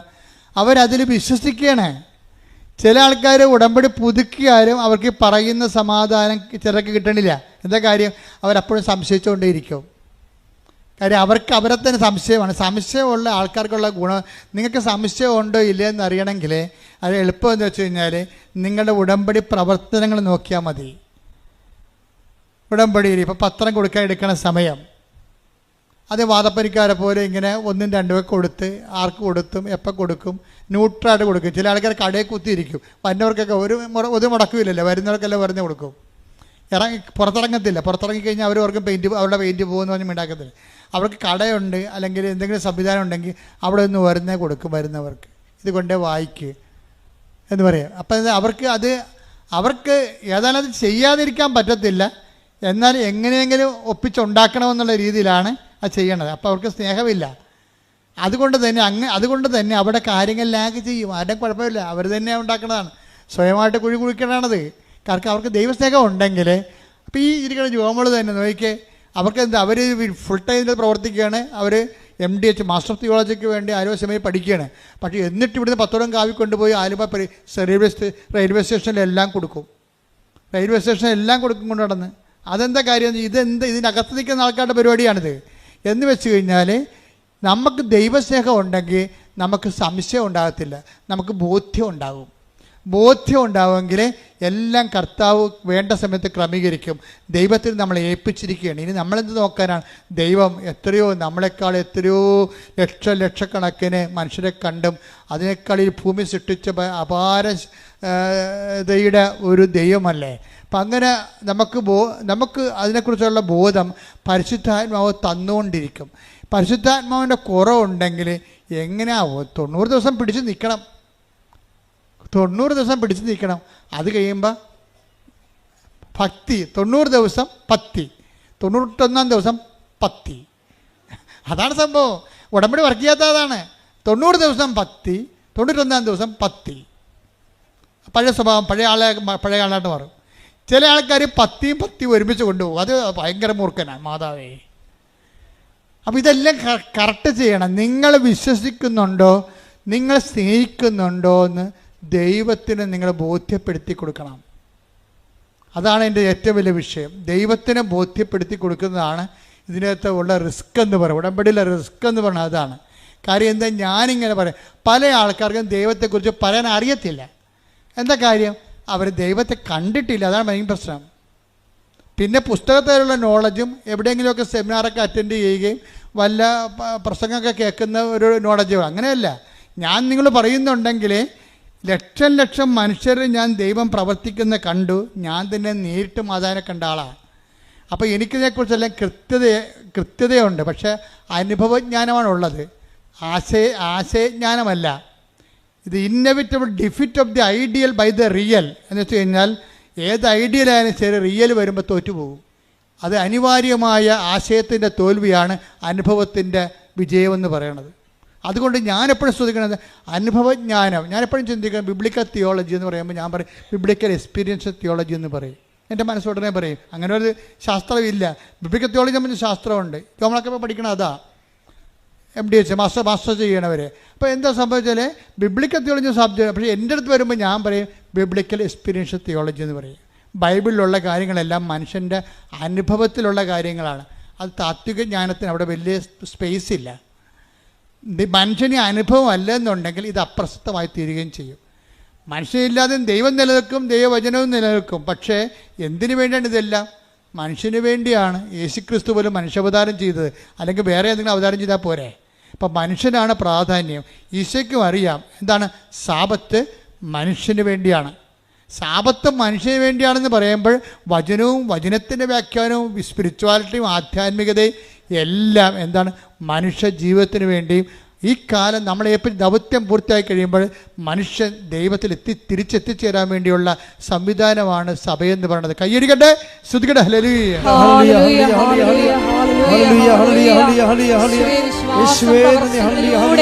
പ്രയോഗത്തിൽ കൊണ്ടുവരുവാൻ ആരാധനയിലൂടെ ഞങ്ങളെ അഭിഷേകം ചെയ്യണമേ.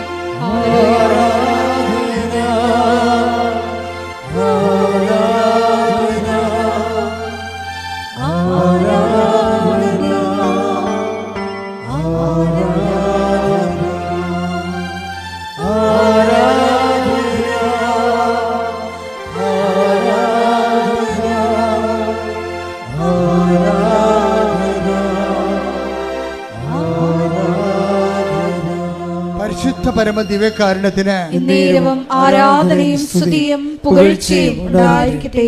എന്താണ് ആധ്യാത്മികത്തിന് അടിസ്ഥാനമായിട്ട് ഞാൻ മറിയത്തെ അവതരിപ്പിക്കുന്നത്? എന്തുകൊണ്ടാണ്? ഈ ഭൂമിയുടെ അനുഭവങ്ങളിലെ അനുഭവത്തിൻ്റെ ആൽഫയും ഒമേഗയുമാണ് മറിയമെന്ന് പറയണത്. ആധ്യാത്മിക അനുഭവത്തിൻ്റെ ആൽഫയും ഒമേഗയാണ്. എന്താ കാര്യം? ഒന്ന്, അവർ പുരുഷനെ അറിയാതെ ഗർഭം ധരിക്കുമ്പോൾ തന്നെ, പരിശുദ്ധാത്മാവ് ഗർഭം ധരിക്കുമ്പോൾ തന്നെ അതിൻ്റെ നാണക്കേടും മാനക്കേടും സ്ത്രീയെപ്പോലെ അനുഭവിച്ചിട്ട് അവർ പെരുവഴി പ്രസവിക്കാൻ വേണ്ടി ദൈവം വിടുകണവരാ.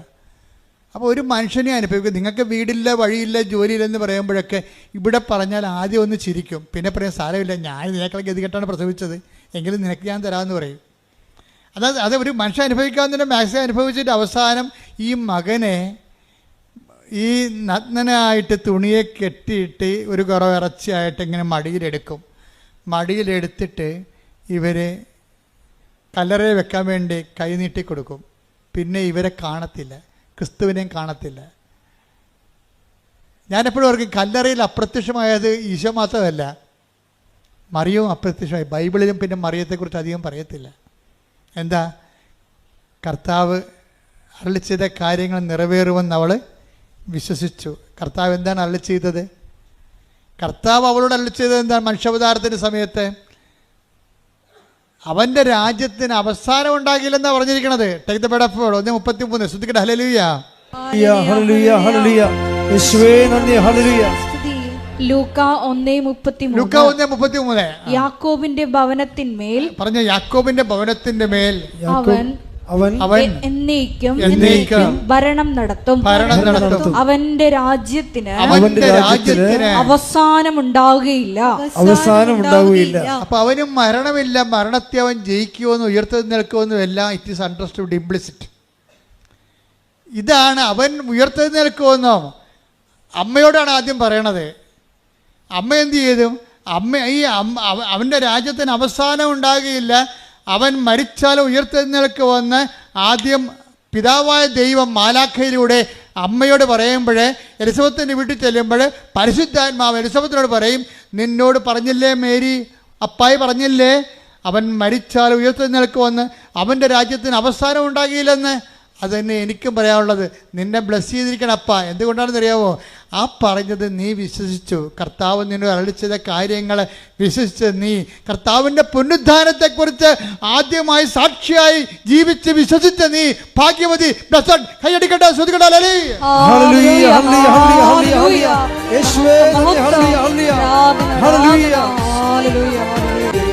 പരിശുദ്ധ പരമദിവ്യകാരുണ്യത്തിന് ആരാധനയും സ്തുതിയും പുകഴ്ചയും ഉണ്ടായിരിക്കട്ടെ. അപ്പൊ പുനരുദ്ധാനത്തിന്റെ പ്രഥമ സാക്ഷി ആരാണ്? അമ്മയാണ്. അമ്മയുടെ ജീവിതം മുഴുവനും അപ്പോസ്തലന്മാർ പുനരുദ്ധാനത്തിന് സാക്ഷിയാകണത് കർത്താവ് പുനരുദ്ധാനം കഴിഞ്ഞതിന് ശേഷമാണ്. പക്ഷേ എല്ലാവരും മഗ്ദലന മറിയം ഉൾപ്പെടെ പുനരുദ്ധാനത്തിന് സാക്ഷിയാകണത് കർത്താവിൻ്റെ പുനരുദ്ധാനത്തിന് ശേഷമാണ്. അമ്മയുടെ ജീവിതം തന്നെ പുനരുദ്ധാനത്തിൻ്റെ ജീവിതം സാക്ഷിയായിട്ട് ജീവിക്കുകയും. എന്താ കാര്യം? കർത്താവ് അരുളി ചെയ്യുന്നത് 1:33 പറഞ്ഞു. കർത്താവ് അരുളി ചെയ്ത കാര്യങ്ങൾ, അതായത് 1:33 എന്താ പറഞ്ഞത്? വരാൻ പോകുന്ന കാര്യങ്ങൾ നമ്മൾ 16-14 വായിച്ചു. ആ വരാൻ പോകുന്ന കാര്യങ്ങളാണ് മാലാഖ 1:33 പറയണത്. എന്താണ്? അവൻ്റെ രാജ്യത്തിന് അവസാനം ഉണ്ടായില്ലെന്ന്, അവൻ മരിച്ചാലും പുനരുദ്ധാനം ചെയ്യുമെന്ന്. അതാണ് എലിസബത്തിൻ്റെ വീട്ടിൽ 1:45 ലുക്ക പറയണത്. മേരി, നീ ബ്ലെസ്സഡാണ്. എന്താണ് കാരണം? കർത്താവ് നിങ്ങളുടെ അരുളി ചെയ്ത കാര്യങ്ങൾ നിറവേറുമെന്ന് നീ വിശ്വസിച്ചു. അതായത് എന്താണ് വിശ്വസിച്ചത്? കർത്താവിൻ്റെ പുനരുദ്ധാനത്തിൽ നീ വിശ്വസിച്ചു. അവൻ്റെ പുനരുദ്ധാനത്തെ വിശ്വസിച്ചുകൊണ്ട് തന്നെയാണ് മറിയം. അതുകൊണ്ടാണ് ഈശോ ചോദിക്കണത്. ഈശോയെ കാണാതെ വരുമ്പോൾ ഞാനും നിൻ്റെ അപ്പനും കൂടി എന്തുമാത്രം നിന്നെ അന്വേഷിച്ചെന്ന് അറിയാവോ എന്ന് ചോദിക്കുമ്പോൾ അമ്മ പറയും, അപ്പം ഈശോ പറയും, മേരി, യു നോ ഇറ്റ്. നിങ്ങൾക്കറിയാം. എന്താണ്? ഞാൻ എൻ്റെ പിതാവിൻ്റെ കാര്യത്തിൽ വ്യാപൃതനായിരിക്കേണ്ടവനാണെന്ന് നിങ്ങൾക്ക് അറിയാൻ പാടില്ല. എന്ന് വെച്ചാൽ അറിയാമയ്ക്ക് കൈയടിക്കട്ടെ, ശ്രദ്ധിക്കട്ടെ.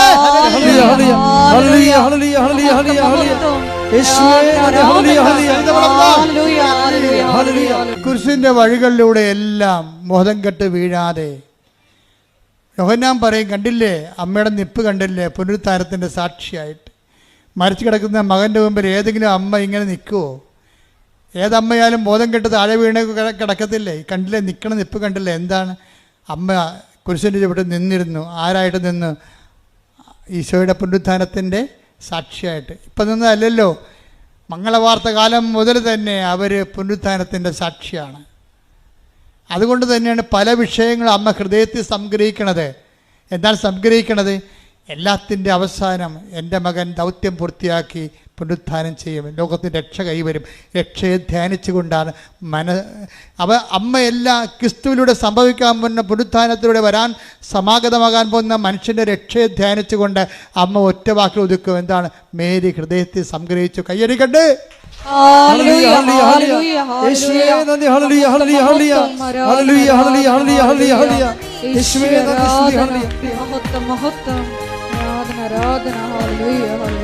വിശുദ്ധ പരമദിവ്യകാരുണ്യത്തിന് ഇതാണ് മാതാവ് നൽകുന്ന ജീവിത ദർശനം എന്ന് പറയുന്നത്. ഇതാണ് ഉടമ്പടിയുടെ ദർശനം. ഉടമ്പടി ജീവിത ദർശനം എന്താണ്? എന്ത് സംഭവിച്ചാലും അത് അപ്പായുടെ തിരുമനസ്സിൻ്റെ കീഴ്പ്പെടുന്നുകൊണ്ട് ഇതാ കർത്താവിൻ്റെ ദാസി എന്ന് പറഞ്ഞുകൊണ്ട് കുരിശിൻ്റെ ചുവട്ടിൽ വരെ നിന്നുകൊണ്ട് തന്നെ ഏൽപ്പിച്ച ജോലി പൂർത്തിയാക്കുമ്പോൾ അമ്മ ഉള്ളിൽ പറയുന്നതാണ്, ഞാൻ സാക്ഷിയാണ്. എന്തിൻ്റെ സാക്ഷിയാണ്? പുനരുത്ഥാനത്തിൻ്റെ സാക്ഷി. ദൈവപൈതലേ, എൻ്റെയും നിൻ്റെയും ജീവിതത്തിൽ നന്മയും തിന്മയും വരാം. പക്ഷെ ക്രിസ്ത്യാനിക്കോ വിശ്വാസിക്കോ തിന്മയില്ല. എന്താ കാര്യം? എല്ലാ തിന്മകളിലും കുരിശൊരു തിന്മയാണെങ്കിൽ ആ തിന്മയിലൂടെയാണ് അവൻ മഹത്വവൽക്കരിക്കപ്പെട്ടത്. മുൾക്കിരീടം ഒരു തിന്മയാണെങ്കിൽ ആ തിന്മയിലൂടെയാണ് അവൻ പാപത്തിന്മേൽ അധികാരം സ്ഥാപിച്ചത്. അവൻ്റെ തിരുവിലാലും മുറിവ് ഒരു തിന്മയാണെങ്കിൽ ആ തിന്മയിലൂടെയാണ് ആ സ്നേഹിച്ച് ലോകത്തെ കീഴടക്കിയത്. അത് ലോകത്തെ കീഴടക്കാൻ വേണ്ടി ഈശോ പറഞ്ഞു, ഞാൻ ലോകത്ത് നിങ്ങൾക്ക് ഞെരുക്കങ്ങളുണ്ടാവും, കുരിശുകളുണ്ടാവും, തിരുവിലാൽ മുറിവുണ്ടാവും, മുൾക്കിരീടമുണ്ടാകും. എങ്കിലും ധൈര്യമായിരിക്കുവൻ. പുനരുത്ഥാനത്തിൻ്റെ ശക്തിയാൽ പുനരുത്ഥാനത്തെ സാക്ഷിയാകാൻ ഓർത്തുകൊണ്ട് മാതാവിനെ പോലെ സാക്ഷ്യം വഹിക്കുവാൻ സമർപ്പിച്ചുകൊണ്ട് നമുക്ക് ശക്തരാകാം. ദൈവം നമ്മൾ അനുഗ്രഹിക്കട്ടെ. ശ്രുതിക്കട്ടെ.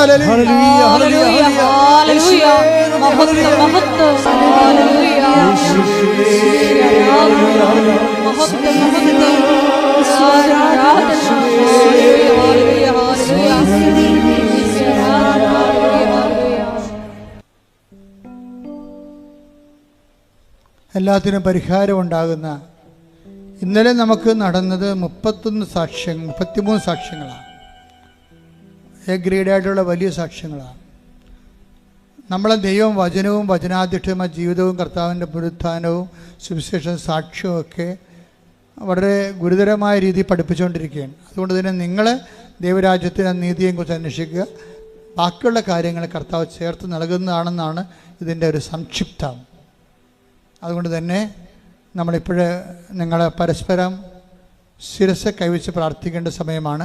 അച്ഛൻ ഈ സമയത്ത് ഉടമ്പടി മുഴുവൻ സബ്ജക്റ്റ് കൈകാര്യം ചെയ്യും പ്രാർത്ഥനയിൽ.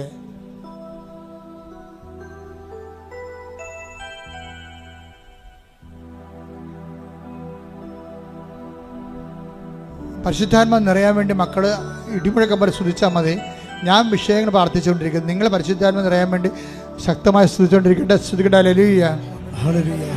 കർത്താവേ, നിന്റെ ഉന്നതമായ നാമത്തിന് സ്വസ്ഥം ചെയ്യുന്ന കർത്താവേ, കർത്താവേ, നിന്റെ വിശുദ്ധ പൗരോഹിത്യത്തെ മഹത്വപ്പെടുത്തണമേ കർത്താവേ. കർത്താവേ, സഭയിലുള്ള സാന്നിധ്യം പ്രകടമാക്കണമേ കർത്താവേ. കർത്താവേ, 38 വർഷം ഞാൻ അർപ്പിച്ച കൃപാന്റെ ജൂബിലിയാണ്. കൃപാസ്ഥാനത്താറെ ജീവനോടെ പ്രത്യക്ഷപ്പെട്ട പരിശുദ്ധ അമ്മയുടെ മാധ്യസ്ഥത ഈ അൾത്താറയിൽ നടന്ന 10,000 ആരാധനയുടെ ശക്തിയാണ്. ഈ അൾത്താറയിൽ നടന്ന 10,000 ആരാധനയുടെ ശക്തിയാണ്. ഞാൻ മക്കൾക്ക് വേണ്ടി പ്രാർത്ഥിക്കുന്ന കർത്താവേ, ദൈവത്തിൻ്റെ കരുണ ചൊരിയട്ടെ, ദൈവത്തിൻ്റെ കരുണ ചൊരിയട്ടെ, ദൈവത്തിൻ്റെ കരുണ ചൊരിയട്ടെ, ദൈവത്തിൻ്റെ കരുണ ചൊരിയട്ടെ. സ്തുതിക്കട്ടെ, സ്തുതിക്കട്ടെ. ഹല്ലേലൂയ. കർത്താവേ, നിന്റെ തിരുമുറിവാർന്ന വലതുകരം, ആണിപ്പെടുതാർന്ന അത്ഭുതകരം. കർത്താവേ, നിന്റെ തിരുമുറിവാർന്ന വലതുകരം, ആണിപ്പെടുതാർന്ന അത്ഭുതകരം. കർത്താവേ, നിന്റെ തിരുമുറിവാർന്ന വലതുകരം, ആണിപ്പെടുതാർന്ന അത്ഭുതകരം. അങ്ങയുടെ മക്കളുടെ ശിരസിൽ വെക്കണമേ, അങ്ങയുടെ മക്കളുടെ ശിരസിൽ വെക്കണമേ. സന്ധിബന്ധങ്ങളിലെ കർത്താവിൻ്റെ രക്തം നിറയട്ടെ, മാംസപേശികളിലെ കർത്താവിൻ്റെ രക്തം നിറയട്ടെ, രക്തഞരമ്പുകളിലെ കർത്താവിൻ്റെ രക്തം നിറയട്ടെ.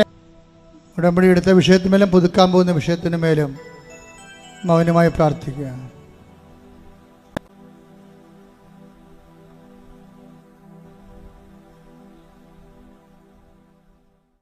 സമാപന ആശീർവാദത്തിലേക്ക് പോവുകയാണ് നമ്മൾ.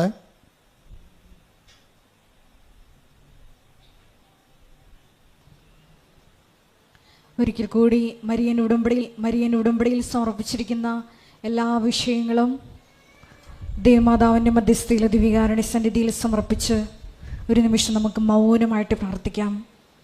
പരിശുദ്ധ അമ്മയെപ്പോലെ വരാൻ പോകുന്ന കാര്യങ്ങൾ അറിയിക്കുമ്പോൾ പരിശുദ്ധാത്മാവിൽ നിറഞ്ഞ് ഇതാ കർത്താവിൻ്റെ ദാസി എന്ന് പറഞ്ഞ് മൗന സമർപ്പണം ചെയ്ത് പുനരുദ്ധാനത്തിൻ്റെ ആദ്യ സാക്ഷ്യം വഹിക്കുവാൻ ഈ ആരാധനയിലൂടെ ഉടമ്പടി എടുത്തിരിക്കുന്ന ഞങ്ങളെ ഓരോരുത്തരെയും തിരഞ്ഞെടുത്ത് അഭിഷേകം ചെയ്യണമേ എന്ന് പ്രാർത്ഥിച്ചുകൊണ്ട് ശിരസ് നമിച്ച് ദിവ്യകാരുണ്യ ആശീർവാദം സ്വീകരിക്കാം.